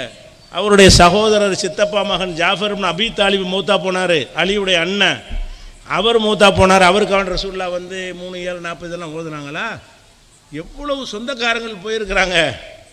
அப்போ ரசூல் ஸல்லல்லாஹு அலைஹி வஸல்லமுடைய உறவினர்கள் அவ்வளோ பேர் வந்து மரணித்திருக்கிறார்கள். அந்த மரணித்தவர்களுக்காக வேண்டி இந்த 3, 7, 40 ரசூல்லா செய்யலைன்னா நீங்கள் ஏன் செய்கிறீங்க? ரசூல்லா செஞ்சால் செய்வோம், நம்ம செய்வோம். அப்படி செஞ்சால் அதுக்கு என்ன விளைக்கிறீங்க? நன்மை தானே நினைக்கிறீங்க. நன்மை இல்லை. ரசூல்லாவுக்கு ஒன்றும் தெரியாது, எனக்கு தான் தெரியுங்கிறீங்க. அதுக்கு என்ன அர்த்தம்? அந்த மனுஷனுக்கு ஒன்றும் தெரியலை. இந்த 3ஆம் பாத்தியா அவருக்கு தெரிஞ்சிச்சா? இந்த 7ஆம் பாத்தியா அவருக்கு தெரிஞ்சா? நாங்கள் தானே கண்டுபிடிச்சிட்டோம். அந்த திமுருக்கு தான் தண்டனை. அல்லாஹ் ரசூலையும் அறிவினர்கள் ஆக்குனீங்கன்னா என்னது சின்ன விஷயமா? அது அல்லாவுக்கு ஒன்றும் தெரியாது, ரசூலுக்கு ஒன்றும் தெரியாது, நாங்கள் தான் கண்டுபிடிச்சிட்டோம் அப்படின்ட்டு வர்றதுனால தான் இந்த 3, 7, 40 எல்லாம் இல்லை. இறந்தவருக்காக இப்போ இறந்தவருக்கு செய்யணுங்கிற விஷயம் மார்க்கத்தில் இருக்கிறது. என்ன இருக்கிறது? இப்போ இறந்தவருக்கு வந்து ஹஜ்ஜு கடமையாச்சுன்னு வைங்க. உங்கள் வாப்பாவோ அம்மாவோ அவங்களுக்கு மூத்தா போயிட்டாங்க, ஹஜ்ஜி கடமையாகி மூத்தா போயிட்டாங்க. கடமை இல்லாமல் மூத்தா போனால் அந்த கேள்வியும் கிடையாது. ஏழையாக இருந்து மூத்தா போனாங்கன்னு வைங்களேன், அவங்களுக்கே கேள்வி வராது. வசதியாக இருந்து உங்கள் தாய் தந்தையர் ஹஜ்ஜி செய்ய மூத்தா போயிட்டாங்கன்னா பிள்ளைகள் அந்த ஹஜ்ஜி செய்யலாம். இறந்தவருக்காக செய்கிறதுக்கு சில காரியங்கள் ரசூல்லா செஞ்சுருக்கிறாங்க. அதுக்கான கூலிக்கு ஆள் பிடிச்சி ஹஜ்ஜி செய்யக்கூடாது, நீங்கள் செய்யலாம். உங்கள் வாப்பா ஹஜ்ஜி செய்யாமல் மூத்தா போயிட்டாருன்னா அல்லாட்ட கேள்வி வரக்கூடாதுன்னா நீங்கள் செய்யலாம். ஆனால் எப்போ செய்யலாம்? உங்கள் வாப்பாவுக்கு ஹஜ்ஜி செய்கிற வசதி இருந்து செய்யாமல் மூத்தா போயிருக்கணும். பிள்ளைகள் செய்யலாம். இதுக்கு ரசூல்லா செஞ்சுருக்கிறாங்க. அதே மாதிரி ஒருத்தருக்கு நோன்பு கடமையாக இருந்து மூத்தா போயிட்டார். ஏதோ சில நோன்புகள் உங்கள் அம்மாவுக்கு வாப்பாவுக்கு விடுபட்டு போயிருக்கிறது. அப்போ மண்மாத்த வளையு சௌமன் மாத்தான்ஹு வலியுஹு, யாருக்கு வந்து ஒருத்தர் நோன்பு கடமையாக இருந்து மூத்தா போயிட்டாரோ அவருடைய வாரிசுகள் வந்து அவருக்காக நோன்பு வைக்கலாம். ரசூலுல்லாஹ் சொல்லிட்டாங்க, வாப்பா அம்மாவுக்கு செய்ய நினச்சிங்கன்னு சொன்னால் அவங்க ஏதாவது நோன்பு எதுவும் விட்டுட்டு போயிருக்கிறாங்களா, கடமையான நோன்பு, நேர்ச்சையான நோன்பு, அல்லது இந்த மாதவிடாய் நேரங்களில் விடுபட்ட நோன்புகள்னு சிலது இருக்கும். நீங்கள் என்ன செய்யணும், தாய் தந்தையருக்கு நன்மை செய்ய நாடினீங்கன்னா அதை விசாரித்து அந்த நோன்பை வாப்பாவுக்கா அம்மாவுக்கா வைக்கிறேன்னு சொன்னால் உங்களுக்கு நன்மையும் கிடைக்கும், அவங்களுக்கு அந்த கடமை தீந்துடும். அதை நோன்பை பற்றின அந்த கொஸ்டின் அவங்களுக்கு இல்லாமல் போயிடும். இதை செய்ய சொல்லியிருக்கிறாங்க. உங்கள் பெற்றோருக்காக வேண்டி தானம் தர்மம் செய்ய சொல்லி நபிகள் நாயகத்துடைய வழிகாட்டுதல் இருக்குது. இறந்து போனவங்களுக்காக வேண்டி எங்கள் வாப்பா மூத்தா போயிட்டார், அவருக்கு நிரந்தர நன்மை கிடைக்கணும், அதுக்காண்டி இந்த பள்ளியாசல் கட்டி கொடுக்குறேன், இந்த சத்திரம் கட்டி கொடுக்குறேன், அதுக்காண்டி இந்த ஒரு ஏழை பயலுக்கு நான் உதவி செய்கிறேன், அவன் இந்த ஏழை கோமருக்கு நான் ஹெல்ப் பண்ணுறேன், இதனுடைய நன்மை எங்கள் வாப்பாவுக்கு போகட்டும் அப்படின்னு சொல்லி நீங்கள் தான தர்மங்கள் செய்வதற்கு மார்க்கத்தில் என்ன இருக்குது, அனுமதி இருக்குது. இறந்து போனவருக்காக வேண்டி தொழுகிறதுக்கு மட்டும் அனுமதி கிடையாது. தொழுகை நேரம் குறிக்கப்பட்ட கடமை. அந்த நேரம் முடிஞ்சால் அவரே தொழுக முடியாது, அடுத்த ஆள் தொழுவது இருக்கட்டும். நேரம் குறிக்கப்பட்ட கடமையினால் தொழுகை தவிர மற்ற கடமைகள் உங்களுக்கு இருந்துச்சுன்னு சொன்னால் இதெல்லாம் சொன்ன ரசூல் ஸல்லல்லாஹு அலைஹி வஸல்லம். ஏன் மூணாம் பாத்தியா சொல்லலை? சொன்னதை செய்ய மாட்டேங்கிறீங்க. அதை விட முக்கியமாக பெற்றோருக்கு செய்ய வேண்டிய முக்கிய விஷயம் என்ன தெரியுமா? அவங்களுடைய கடன்கள் அடைக்கட்டும். கடன் அடைக்காமல் இருந்தால் மறுமையில் அவன் பிடிச்சிருவான். யார் கடன் கொடுத்தான்ல, ஒரு ஆள்கிட்ட உங்கள் வாப்பா கடன் வாங்கியிருப்பார்ல, உங்கள் உம்மா கடன் வாங்கியிருப்பாங்கல்ல, அவங்க மறுமையில் பிடிச்சாங்கன்னா உங்கள் வாப்பா நன்மை உம்மா நன்மையெல்லாம் அவருக்கு போயிடும். நீங்கள் என்ன செய்யணும், வாப்பா மௌத்தாயிட்டாருன்னா அம்மா மௌத்தாயிட்டாருன்னா யார் யார்கிட்ட கடன் வச்சுக்கிறாங்கன்னு விசாரித்து, என் தகப்பனார் கடன் நான் தந்துடுறேன் மன்னிச்சு விட்ருங்க, என் தாயாருடைய கடனை தந்துடுறேன் மன்னிச்சு விட்ருங்கன்னு சொல்லி நீங்கள் என்ன செய்யணும், உங்களுடைய கடன்களையெல்லாம் அவங்களுடைய கடன்கள்லாம் அடைக்கணும். இறந்தவருக்கு என்ன செய்யணுங்கிறது அழகான வழிகாட்டுதல்கள் மார்க்கத்தில் இருக்கிறது. இதை செய்கிறவங்க எத்தனை பேர் செய்கிறீங்க? நோம்புனா கஷ்டப்படணும், காசு அள்ளி கொடுக்கணும். இதுனா கூலிக்கு ஆளை பிடிச்சால் பாத்தியா முடிஞ்சு வச்சுக்காது, லேசாக இருக்கு அப்படிங்கிறதுக்காக அதை செய்கிறீங்களே தவிர மார்க்கத்துக்காக செய்கிறீங்க. அப்போ மார்க்கத்தில் செய்ய வேண்டிய நிறைய விஷயங்கள் அல்லாஹ் கற்று தந்திருக்கிறான், அதை செய்ய தயாராக நீங்கள் இல்லை. எதை அல்லாஹ் கற்றுத்தரலையோ அதை நீங்கள் செய்கிறதுக்கு தயாராக இருக்கிறீங்க. இப்படியான விஷயங்கள் நிறைய பார்க்குறோம். நம்ம இஷ்டத்துக்கு என்னென்னத்தையோ மார்க்கம்னு உண்டாக்கி வச்சுக்கிட்டு இருக்கிறோம். ஒரு குழந்தை பிறந்துருச்சுன்னு வைங்களேன், குழந்தை பிறந்தால் என்ன செய்யணும், குழந்தை பிறந்தால் அதுக்கு என்ன செய்யணும், பேர் வைக்கணும், அவ்வளோதான். அது 7ஆம் நாளைக்கு பேர் வச்சாங்கன்னு வருது. அதை தவிர ஒன்றுங்க. நம்ம என்ன செய்கிறோம், குழந்தை பிறந்துச்சின்னு சொன்னால் பேர் வைக்கிறதுக்காக வேண்டி அதுக்கு ஒரு ஃபங்க்ஷன் வைக்கிறோம், பெயர் சூட்டு விழா. பெயர் சூட்டுறதுக்கு ஒரு விழா மார்க்கத்தில் இருக்குதா? இப்போ ரசூலுல்லாவுக்கு பிள்ளை பிறக்கும் போதெல்லாம் ஒவ்வொரு பிள்ளை பிறக்கும் போதும் பிள்ளைகள் பிறக்கும்போது ரசூலுல்லா நபியாவில் அதை விட்டுருங்க, பேர பிள்ளை பிறக்கும்போது நபியாக இருந்தாங்கல்ல, அப்போ பேர் சூட்டல் நடத்துனாங்களா? ஹசன் ஹுசைன் பேர் வச்சது ரசூலுல்லா தானே வச்சாங்க. அப்படி வைக்கும்போது வாங்க எனக்கு ஒரு பிள்ளை பிறந்திருக்கு, எல்லோரும் வாங்க, விருந்து ஏற்பாடு செஞ்சுருக்கிறேன், இந்த விருந்தை சாப்பிட்டு என் பிள்ளைய பேர் சுட்டு விழாவில் கலந்துக்கிறேன்னு சொன்னாங்களே. பேர் வைக்கிறேன்னு வைக்கிறது என்ன கூப்பிட்டா முடிஞ்சு வச்சுக்காத. பிள்ளை பிறந்தா என்ன செய்யணும், எந்த பேரை விரும்புகிறீங்களோ அந்த பேரை சொல்லி கூப்பிட்டீங்கன்னா பேர் வச்சாச்சுன்னு அர்த்தம்.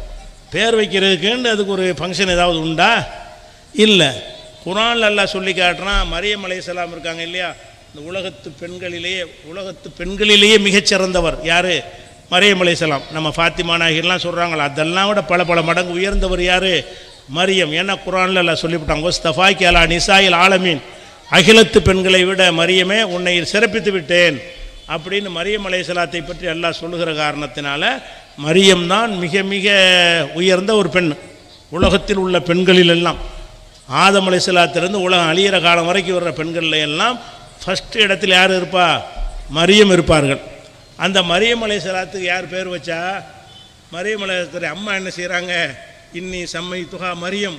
குர்ஆன்ல அல்லாஹ் சொல்லி காட்டுறான், என் மகளுக்கு நான் மரியம் என்று நான் பெயரிட்டு விட்டேன். மகளுக்கு பேர் வைக்கிறாங்க அம்மா. அந்த நேரத்தில் யார் அங்கே இருந்தால்? ஜக்கரியா நபி உசுரோடு இருக்கிறார். ஜக்கரியா நபி காலத்தில் தான் அவங்க பிறக்கிறாங்க. ஜக்கரியா நபி ஊரில் இருக்கார். நபியை வாங்க நீங்கள் என் பிள்ளைக்கு பேர் வைங்கன்னு கூப்பிடவே இல்லை. என்ன செய்கிறாங்க, அந்த அம்மாவே என்ன செய்கிறாங்க, பிள்ளைக்கு பேரை வச்சுக்கிட்டாங்க. பேர் வைக்கிறது ஒரு ஃபங்க்ஷனாக? இது ஏழைகளுக்கு சுமையை வசதி உள்ளவங்களுக்கு பெரிய கல்யாண விருந்து மாதிரி நடத்துகிறான். ஏழைப்பாளைகள்லாம் நம்மளும் இப்படி செய்யணுமேண்டு என்ன செய்கிறாங்க, அவங்க கடனை உடனே வாங்கி செய்கிற அளவுக்கு ஆக்கிட்டாங்க. குழந்தை பிறந்தா நீங்களாம் ஒரு பேரை சொல்லி கூப்பிட்டு போங்க. அல்ல வீட்டில் யாராவது பெரியவர் இருந்தால் அவரை வச்சு கூப்பிட சொல்லுங்கள். இதுக்காக வேண்டி அஜர்த்து என்ன செஞ்சிருவார், அஜர்த்து தான் பேர் வைக்கிற அந்த கருவி மிஷின் வச்சுருக்காரு அவர். பேர் நீங்களாக வச்சுக்கிற வேண்டியதானே. பேர் வைக்கிறதுக்கு ஒரு சடங்கா? பேர் வைக்கிறதுக்கு ஒரு புரோகிதமா? பேர் வைக்கிறது ஒரு ஃபங்க்ஷனா? பேர் வைக்கிறதுக்கு ஒரு விருந்தா? அப்போ ஏழைப்பாளைகள்லாம் பாதிக்கப்படுவாங்க நினைக்காம நம்ம என்ன செய்கிறோம், இந்த பேர் வைக்கிறதுக்கு ஒரு நிகழ்ச்சியை நடத்தி கொண்டிருக்கிற காட்சியை பார்க்கணும். இதெல்லாம் மார்க்கத்தின் பேராக நடக்கிறது. சுன்னத்து கல்யாணத்துக்கு விழா இப்போ தான் கொஞ்சம் குறைச்சி போச்சுங்க. சுன்னத்து பண்ணாங்கன்னா என்ன செய்வாங்க, அதுக்கு சுன்னத்து கல்யாணம்னு பேர் பத்திரிக்கைலாம் அடிப்பாங்க. இப்போ நான் பத்திரிக்கைலாம் கொஞ்ச நாளாக பார்க்கல. ஆனால் நான் ஆரம்ப காலத்தில் நாங்கள் பத்திரிக்கைலாம் பார்த்துருக்கோம். கல்யாணத்துக்கு கிடைக்கிற மாதிரி என்ன செய்வாங்க, இன்விடேஷன் ரெடி பண்ணி கொண்டு கொடுத்து, என் மகனுக்கு இத்தனாம் தேதி சுன்னத்து கல்யாணம் பண்ண போகிறோம் எல்லாரும் வாங்க, அதுக்கு பேர சுன்னத்து கல்யாணம்னு சுன்னத்து கல்யாணம் அழைப்புதல்னு போட்டு அதுக்கு ஒரு பயங்கரமான விருந்தெல்லாம் போட்டு அன்றைக்கி பண்ணுவாங்க. அதுக்கு பல ஆயிரம் பல லட்சங்களை செலவு பண்ணுவாங்க. இப்படி செலவு பண்ணுறாங்களே, ரசூல் ஸல்லல்லாஹு அலைஹி வஸல்லம் அவங்க பேர பிள்ளைக்கு சுன்னத்து பண்ணாங்களே, எத்தனாம் தேதி பண்ணாங்க சொல்லுங்க பார்ப்போம். எவனுக்கும் சொல்லையால. அவங்களுடைய ஹசனுக்கு சுன்னத்து பண்ண தேதியை கேளுங்க, தெரியாது. ஹுசைனுக்கு எப்போ சுன்னத்து பண்ணாங்க தெரியாது. ஏன் தெரியலை? அது விழா நடத்தலை. விழா நடத்திருந்தால் தெரிஞ்சிருக்கும். இத்தனாந்தேதி சுன்னத்து கல்யாணம்னு எல்லாரையும் கூப்பிட்டு செஞ்சுருந்தாங்கன்னு சொன்னால் எப்பப்பா கல்யாணம் எப்போ சுன்னத்து பண்ணாங்கன்னா தெரிஞ்சிடும். காதுங்காது வச்ச மாதிரி செஞ்சுட்டு போன ஒரு காரியத்துக்கெல்லாம் நீங்கள் ஃபங்க்ஷன் ஆக்கி விட்டீங்க. காதுங்காது வச்ச மாதிரி குடும்பத்தாருக்குள்ளே செய்து கொள்ள வேண்டிய காரியங்கள் எல்லாம் நமக்கு என்னவாயிடுச்சு, அது ஒரு ஃபங்க்ஷன் மாதிரி ஒரு திருவிழா மாதிரி ஆகி பெரிய திருமணத்திற்குரிய பட்ஜெட் போடுறாங்க. இப்படி நிறைய நிறைய நிறைய உள்ள பூந்திருக்கிற பார்த்தோம்னு சொன்னால் இஸ்லாமை விட நுழைஞ்சது ஜாஸ்தியாக இருக்கிறது. ஒரிஜினல் இஸ்லாமில் இந்த தொழுகை நோன்பு ஜக்காத்து ஹஜ்ஜி இருக்கே தவிர பாக்கி உள்ள அம்புட்டுமே என்னவா இருக்குது, நம்மளாக உண்டாகி கொண்டதாக தான் இருக்குது.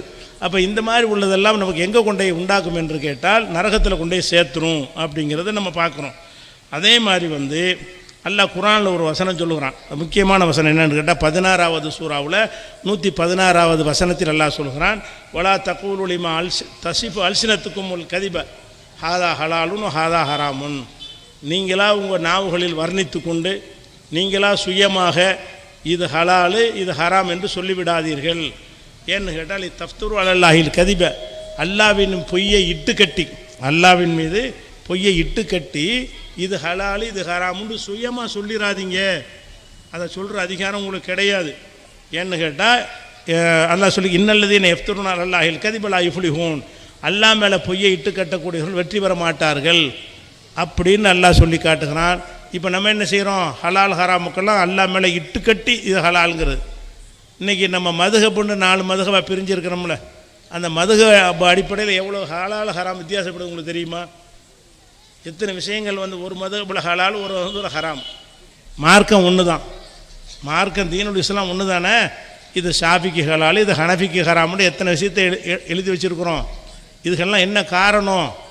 அல்லாவுக்கு தான் அதிகாரம்ங்கிறது நம்ம விளங்காதான். இந்த அல்லாவுக்கு தான் அதிகாரம் என்பது நீங்கள் தெளிவாக விளங்கிறதுக்காக வேண்டி சில சம்பவங்களை சொல்கிறேன்.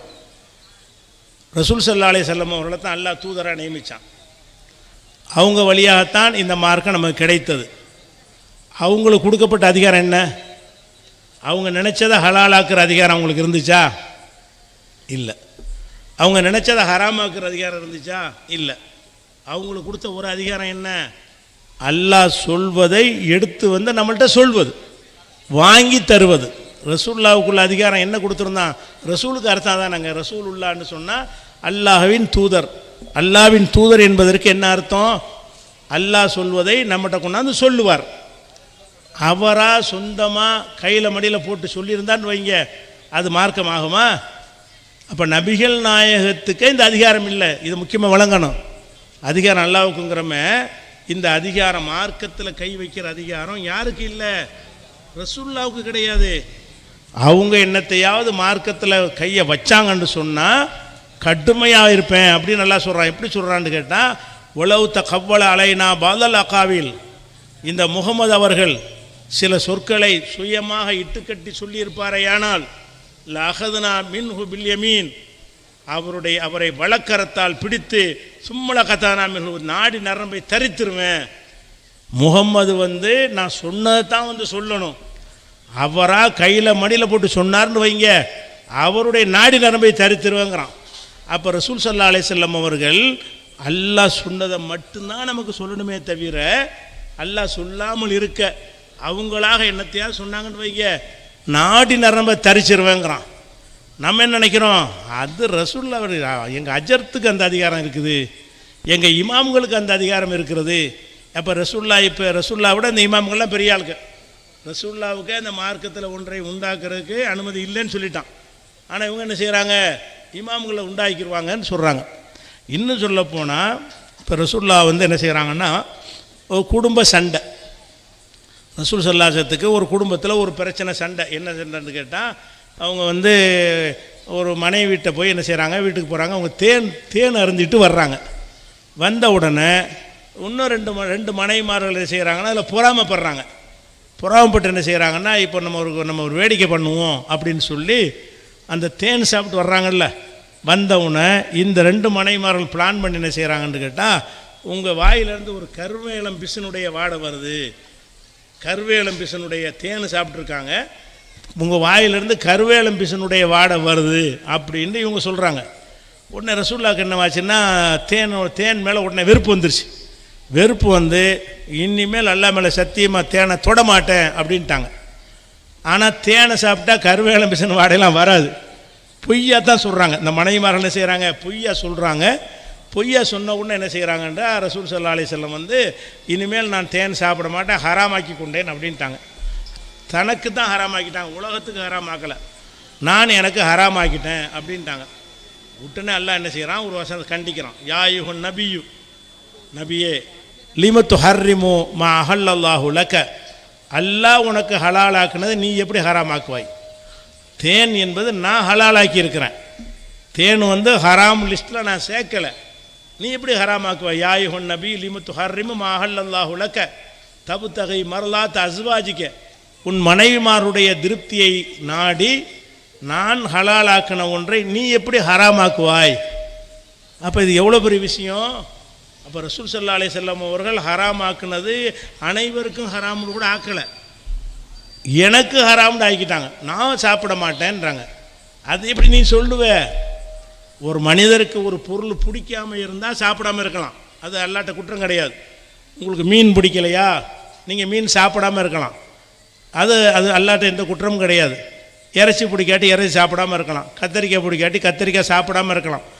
ஆனால் கத்தரிக்காய் பிடிச்சி இருந்து இனிமேல் அல்லாஹ் மேலே சத்தியமாக சாப்பிட மாட்டேன்னு ஹராம் ஆக்கிட்டேன்னு சொன்னால் குற்றமாயிரும். பிடிச்சிருக்கிற ஒரு விஷயத்தை வந்து ஏதோ ஒரு சேவை செய்கிற மாதிரி நினைத்து கொண்டு ஹராமாக்குனீங்கன்னு வைங்க, அது அல்லாட்ட குற்றமாயிரும். ரசூலுல்லாஹ்வுக்கு தேன் அருந்துவது பிடிக்கும். பிடிக்கிற ஒன்றை மனைவிமார்கிட்ட கோவிச்சுக்கிட்டு என்ன செய்கிறாங்க, இனிமேல் நான் தேன் அருந்த மாட்டேன்னு சொன்ன உடனே அல்லாஹ் என்ன கேட்குறான்னா, அது எப்படி நீ உனக்கு ஹராமாக்க அதிகாரம் இல்லைங்கிறான். ஊருக்கு ஹராமாக்குற ரெண்டாவது, உனக்கு மட்டுமே ஹராமாக்கி கொள்வதற்கு அதிகாரம் இல்லை. இது தஹரீம்ன்ற அந்த சூறாவுக்கு பேர், ஹராமாக்குதல்னு பேர் அந்த சூறாவுக்கு பேர். அந்த சூறாவுடைய முதல் வசனமே இதுதான். அப்போ இதில் அல்லாஹ் இதில் நமக்கு என்ன விளங்குறோம், நபிகள் நாயகம் ஸல்லல்லாஹு அலைஹி வஸல்லம் அவர்கள் அல்லாஹ் ஹராமாக்காத ஒன்றை சொந்தமாக ஹராமாக்கினால் பிடிச்சிருவான் அல்லாஹ். ரசூலுல்லாஹ்வுக்கு அதிகாரம் அல்லாஹ்வுக்கு தான், யாரு கிடையாது, முகமது நபி கிடையாது என்பதை காட்டுவதற்குத்தான் இதை சொல்லி காட்டுறான். அதிகாரம் எனக்கு தான் பவரு, நீ எப்படி ஹராமாக்குற, உங்களை ஹராமாக்கிறத அனுப்பி வச்சிருக்கிறேன்னா, நான் சொல்வதை எடுத்து இன்னமா அலா ரசூலினல் பலாகுல் முபீன், ரசூல்மார்களுடைய வேலை தெளிவாக எடுத்து சொல்வது தான். நான் என்ன சொல்கிறேனோ அது அப்படி அல்லாஹ் நீ மக்கள்கிட்ட சொல்ல வேண்டியது தான், நீங்களா உண்டாக்கி சொல்வது ரசூல் வேலை கிடையாது. அப்போ ரசூலுக்கே இந்த அதிகாரம் இல்லைன்னு அல்லாஹ் அதிகாரத்தை தனக்குரியதாக ஆக்குகிறான். நம்ம என்ன செய்கிறோம், ரசூலுல்லாஹ்வுக்கு பிந்தி வந்தவன் செஞ்சதையெல்லாம் மார்க்கம்னு நம்ம செய்து கொண்டு இருக்கிறோம், அதை பார்க்குறோம்.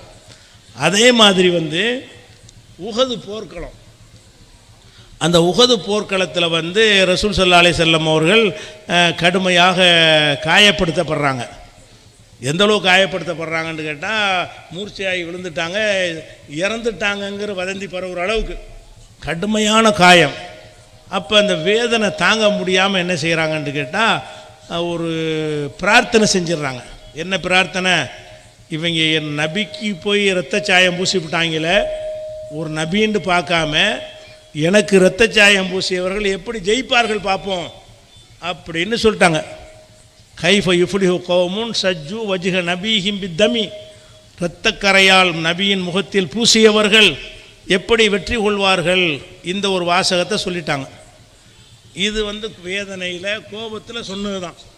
ஆனால் அல்லாஹ் என்ன செய்கிறான்னு கேட்டால், வேதனையை பார்க்க மாட்டேங்கிறான், சொன்னவர் ரசூல்னு பார்க்க மாட்டேங்கிறான், அதில் உள்ள தன்னுடைய அதிகாரத்தை எல்லாம் பார்க்குறான். அல்லாஹ் என்ன செய்கிறான், இந்த சொல்லில் வந்து நம்ம அதிகாரம் பறிக்கப்படுதா அதை பார்க்குறான். எப்படி பார்க்குறான், இப்போ அல்லாஹ் வெற்றியை கொடுக்குறது யார் கையில் உள்ளதுங்க, அல்லாஹ் கையில் உள்ளது. அப்போ ரசூலுல்லாஹ் ஒருத்தன் அடிச்சிடான்னு வைங்க, அடித்தவன் தோத்தான் போவானா? அடித்தவன் வெற்றி பெற மாட்டானா? அல்லாஹ் நாடினால் நபியை அடித்தவர்களுக்கும் வெற்றியை கொடுப்பான், நபிக்கும் வெற்றியை கொடுப்பான். அல்லாஹ் நாடினால் பல நபிமார்கள் உலக வாழ்க்கையில் ஜெயித்து காட்டியிருக்கிறார்கள். அல்லாஹ் நாடும்போது பல நபிமார்கள் கொல்லப்பட்டும் இருக்கிறார்கள். கொல்லப்பட்டார்களுக்கு அர்த்தம் என்ன? எதிரி வெற்றி அடைஞ்சான்னு அர்த்தம். நபிமார்கள் கொல்லப்பட்டாங்கன்னா அதுக்கு அர்த்தம் என்ன? எதிரிகள் வெற்றி அடைஞ்சார்கள்னு அர்த்தம். அப்போ ஒரு ஆளுக்கு வெற்றி கொடுக்கறது தோல்வி அடைவதெல்லாம் நபிக்கு என்ன செஞ்சான்ங்கிறது பொறுத்து கிடையாது. அல்லாஹ் நாடுவான். ஒரு நேரத்தில் ரசூல்லா ஜெயிப்பாங்க, ஒரு நேரத்தில் எதிரி ஜெயிப்பான். அப்படி தான் ரசூல்லாவுடைய காலத்திலையும் போர்கள் நடந்திருக்கிறது. அப்போ ரசூல்லா என்ன வார்த்தையை போட்டாங்கன்னு கேட்டால், நபிக்கு எனக்கு ரத்த சாயம் பூசி நீ ஜெயிச்சிருவியா அப்படின்னு என்ன அர்த்தம்? என் மேலே கை வச்சா நீ ஜெயிக்க இயலாதுன்னு அர்த்தம். இதுக்கு அல்லாஹ் கட்டும் கோபம் வருது. இந்த வார்த்தையை கேட்டு அல்லாஹ்வுக்கு கடுமையான கோபம் வருது. இது 3வது சூறாவில் 128வது வசனத்தில் நீங்கள் பார்க்கலாம் எப்படி கோபம் வருது. லைஸ லக மினல் அம்ரி ஷைஉன், நபியே அதிகாரத்தில் உமக்கு எந்த பங்கும் கிடையாது. யார் வெற்றி பெறணும் யார் தோல்வி அடையணும் முடியும் நான் தான் எடுப்பேன். உங்களை அடித்தா வெற்றி பெற மாட்டானா? அவன் உங்களை அடித்தா அவன் ஜெயிக்க மாட்டானா? உங்களை அடித்தவன்னு நினச்சா ஜெயிக்க வைப்பேன். உலக மறுமையில் தான் வெற்றி நல்லவர்களுக்கு மட்டும். துன்யாவில் கெட்டவன் வெற்றி பெறுவான், நல்லவன் வெற்றி பெறுவான். இந்த துன்யாவில் மகா கெட்டவன்லாம் இன்றைக்கி பிரதமராக பதவி ஏற்றுக்கிட்டு இருக்கிற காட்சியை பார்க்குறீங்க. அப்போ உலகத்தில் உள்ள வெற்றி வந்து யாருக்கு வேண்டாலும் வரும்.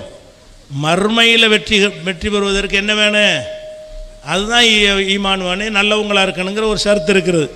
இப்போ நபிகள் நாயகம் ஸல்லல்லாஹு அலைஹி வஸல்லம் அவர்களுக்கு வந்து இந்த வார்த்தையை சொல்லும்போது அல்லாஹ் என்ன பார்க்குறான்னு கேட்டால், அப்போ இவர் அடித்தா அவன் தோற்றுருவான்ற மாதிரி சொல்கிறாரு.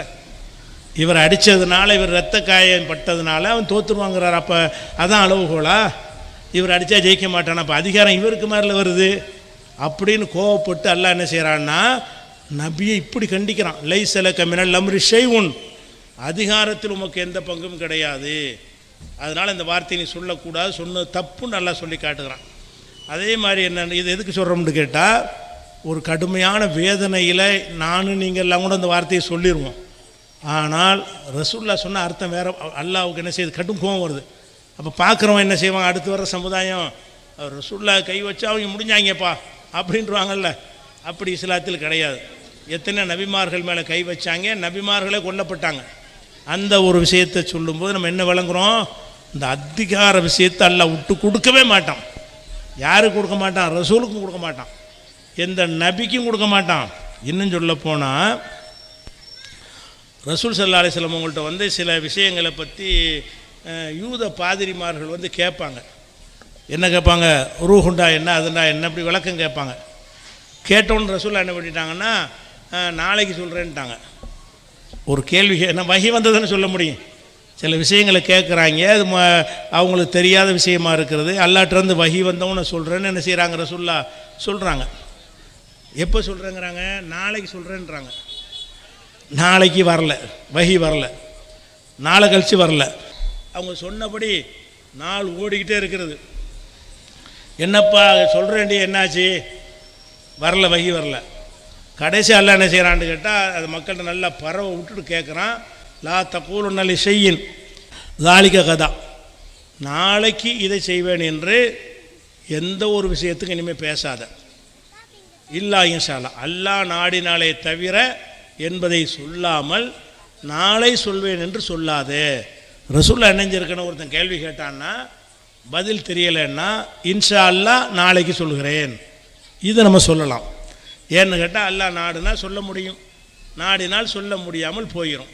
அப்போ ரசூல்லாட்ட ஒருத்தன் வந்து கேள்வி கேட்குறான்னு கேட்டால் அவங்க நாளைக்கு சொல்லுவேன்னா நாளைக்கு அல்லாஹ் வஹி அறிவிப்பான்னு ஏதாவது ரசூலுக்கு தெரியுமா?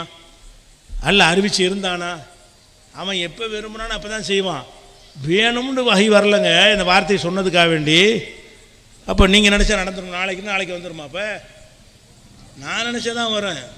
அப்போ நாளை நடப்பேன், நாளைக்கு பதில் சொல்வேன் என்று சொன்னதற்கு அல்லாஹ் என்ன செய்கிறான்? கண்டிக்கிறான். மக்கள் மத்தியிலாம் அதை பிரபலியப்படுத்துகிறான். ரசூல்லா நாளைக்கு சொல்லனாங்க, சொல்லலைன்னு பரவிடும்ல, எல்லாருக்கும் தெரியுது ரசூல்லா சொன்னபடி நடக்கலைன்னு சொல்லி. அது ஒரு இன்சல்ட் பண்ணுற மாதிரியான அளவுக்கு அந்த நிகழ்வு நடக்குதா இல்லையா? இவ்வளவு நடத்தி முடித்த பிறகு சொல்கிறான். அப்போ தான் வஹி வருது. சூரா கஹ்ஃப்ல வரும் 18-23 வரும். வலா தகூலுன்ன லிஷையின், இன்னி ஃபாயிலுன் தாலிக்க கதா, நாளை செய்வேன் என்று எந்த விஷயத்திற்கும் சொல்லாதே, இல்லா இன்ஷா அல்லா, அல்லாஹ் நாடினாலே தவிர. அதனால் நம்ம எல்லாத்தையும் நம்ம பழக்கத்துக்கு கொண்டு வந்துடுறோம். எதை சொன்னாலும் என்ன செய்வோம், நாளைக்கு தர நம்ம சொல்ல மாட்டோம். முஸ்லீம்கள் இன்ஷா அல்லா சொல்லுவோம், இன்ஷா அல்லா வர்றேன், இன்ஷா அல்லா தர்றேன், இன்ஷா அல்லா போவோம் அப்படின்னு சொல்லி அல்லாஹ் நாடினால்னு சேர்த்து தான் நம்ம பேசணும். இது சட்டம் வந்த பிறகு நமக்கு இது சாதாரணம். இந்த சட்டம் வருவதற்கு முன்னாடி ரசூல்லா என்ன செய்கிறாங்கன்னா, நாளைக்கு செய்கிறேன்னு சொல்லிட்டாங்க. அப்போ ரசூல்லாவுடைய அதிகாரம் என்னென்னு வழங்குது அவங்களுக்கு? ரசூல்லாவுக்கு எப்படி சொல்கிறதுக்கு பவர் கொடுக்கல. நம்ம என்ன செய்கிறோம், யார் வேண்டாலும் மார்க்கத்தில் உண்டாக்கலாம்னு கொடுத்து வச்சுக்கிற காட்சியை பார்க்குறோம். அதே மாதிரி ரசூல்லாவுடைய தாயார் அவங்க முன்னாடியே மௌத்தாகிடுறாங்க. நபி ஆகிறதுக்கு முன்னாடியே மௌத்தாகிடுறாங்க. சின்ன வயசுலே ரசூல்லாவுடைய சிறு வயசுலே மரணிச்சிடுறாங்க. மரணித்த உடனே ரசூல்லா நபியாகி பெரிய ஆளான உடனே அவங்களுக்கு தாயை பற்றி ஒரு கவலை வருது. என்ன கவலை? நம்ம அம்மா இஸ்லாத்தை ஏற்றுக்கிறாம, இஸ்லாம் இல்லை ஏற்றுக்கிறதுக்கு, இஸ்லாம் இல்லாத காலத்தில் இறந்துட்டாங்க, அவங்களுக்கு எல்லாம் மன்னிப்பானான்னு தெரியலை, நம்ம மன்னிப்பு கேட்போம் அப்படின்னு ஒரு யோசனை வருது. யோசனை அல்லாட்ட பர்மிஷன் கேட்குறாங்க. மன்னிப்பு கேட்டுருல, இறைவா என் தாயாருக்காக வேண்டி உன்னிடத்தில் நான் மன்னிப்பு கேட்கட்டுமா அப்படின்னு அல்லாட்ட கேட்குறாங்க. எப்படி சொல்கிறாங்க? இஸ்ததன் துரப்பி, என் இறைவன்ட்டு நான் அனுமதி கேட்டேன். அஸ்தக்ஃபிரலி உம்மி, என் தாயாருக்கு பாவ மன்னிப்பு தேடுவதற்காக வேண்டி அல்லாட்ட அனுமதி கேட்டேன். ஃபலம் யதன்லி, அவன் அனுமதி தரவில்லை. எங்கள் அம்மா இஸ்லாம் இல்லாமல் மூத்தா போயிட்டாங்க, அவங்க பாவத்தை மன்னிக்குமாறு உன்கிட்ட கேட்கலாமா? துவா செய்வதற்கு அனுமதி கேட்குறாங்க. அல்லாஹ் என்ன செய்யலை, அதுக்கு அனுமதி இல்லை.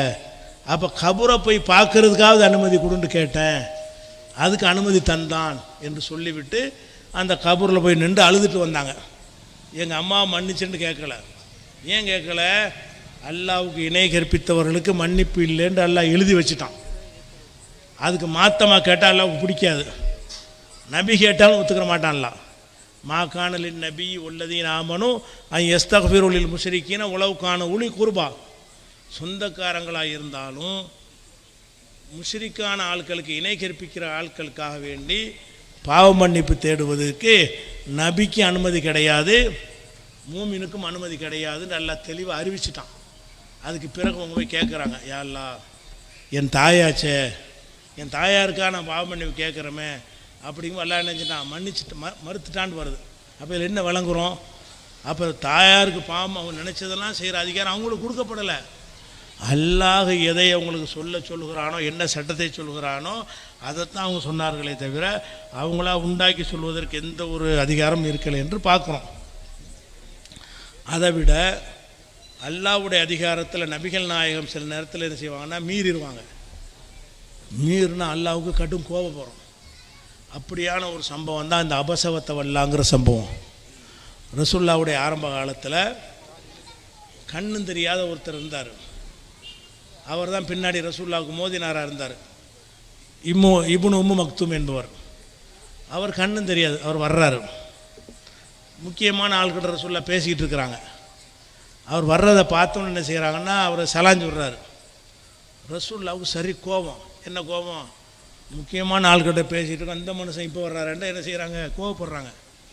கோவப்பட்டு அபச கடுகடுப்பாக்கி விட்டார், ஒத்த வல்லா புறக்கணிச்சார், அஞ்சாகுலாமா ஒரு குருடர் வந்தபோது இப்படியெல்லாம் நடந்து விட்டார் என்று சொல்லி ரசூலுல்லாஹ் நடந்ததை கண்டிக்கிறான். எப்படி கண்டிக்கிறான்? நீ எப்படி ஒரு குருடர் வரும்போது இப்படி விரட்ட போச்சு, இத்தனைக்கு இதுக்கு யாருமே சாட்சி கிடையாது, குருடர் தான். குருடருக்கு நடந்த விஷயம் உலகத்தில் யாருக்கும் தெரியாது, அவரும் குருடர் தானே, அவர் பார்க்கவே இல்லை, புறக்கணிச்சதை கண்டுபிடிக்க இயலாது அவருக்கு. அப்படி இருந்து நல்லா என்ன செய்கிறான்டா, என்னுடைய மார்க்கத்தில் இந்த ஓசந்தவன் தாழ்த்தவன்லாம் கிடையாது, நீ உயர்ந்த ஜாதிக்காரன்ட்ட பேசிக்கிட்டு சாதாரண ஆளை மட்டமாக பார்த்துட்ட, இதை நான் விட மாட்டேன் அப்படின்னு நல்லா கண்டிக்கிறான். இப்படி நபிகள் நாயகம் ஸல்லல்லாஹு அலைஹி வஸல்லம் அவர்களுக்கு பல விஷயங்களில் அதிகாரம் கிடையாதுன்னு அல்லாஹ் சொன்ன காட்சியை பார்க்குறோம். அதனால் அடிப்படையை விளங்கி கொள்ள வேண்டிய என்னென்னு கேட்டால், அதிகாரம் அல்லாஹ்வுக்கு. இது மனசில் சாவுற வரைக்கும் ஞாபகத்தில் இருக்கணும். அதிகாரம் அல்லாஹ்வுக்கு அர்த்தம் என்னென்னு கேட்டால், 14 நூற்றாண்டுக்கு முன்னாடி இல்லாத எந்த ஒன்றும் இஸ்லாம் இல்லை. ரசூலுல்லாஹ்வுடைய மௌத்துக்கு பிறகு உண்டான எந்த ஒன்றும் இஸ்லாம் இல்லை என்று விளங்கிக் கொள்ள வேண்டும். இன்னைக்கு கொஞ்சம் கடுமையான ஜுரத்தின் காரணமாக அந்த பேச்சுடைய நடையெல்லாம் கொஞ்சம் வித்தியாசமாக இருந்திருக்கும். அதனால் நம்ம இதோடு முடிச்சுக்கிறோம். அஸ்ஸலாமு அலைக்கும்.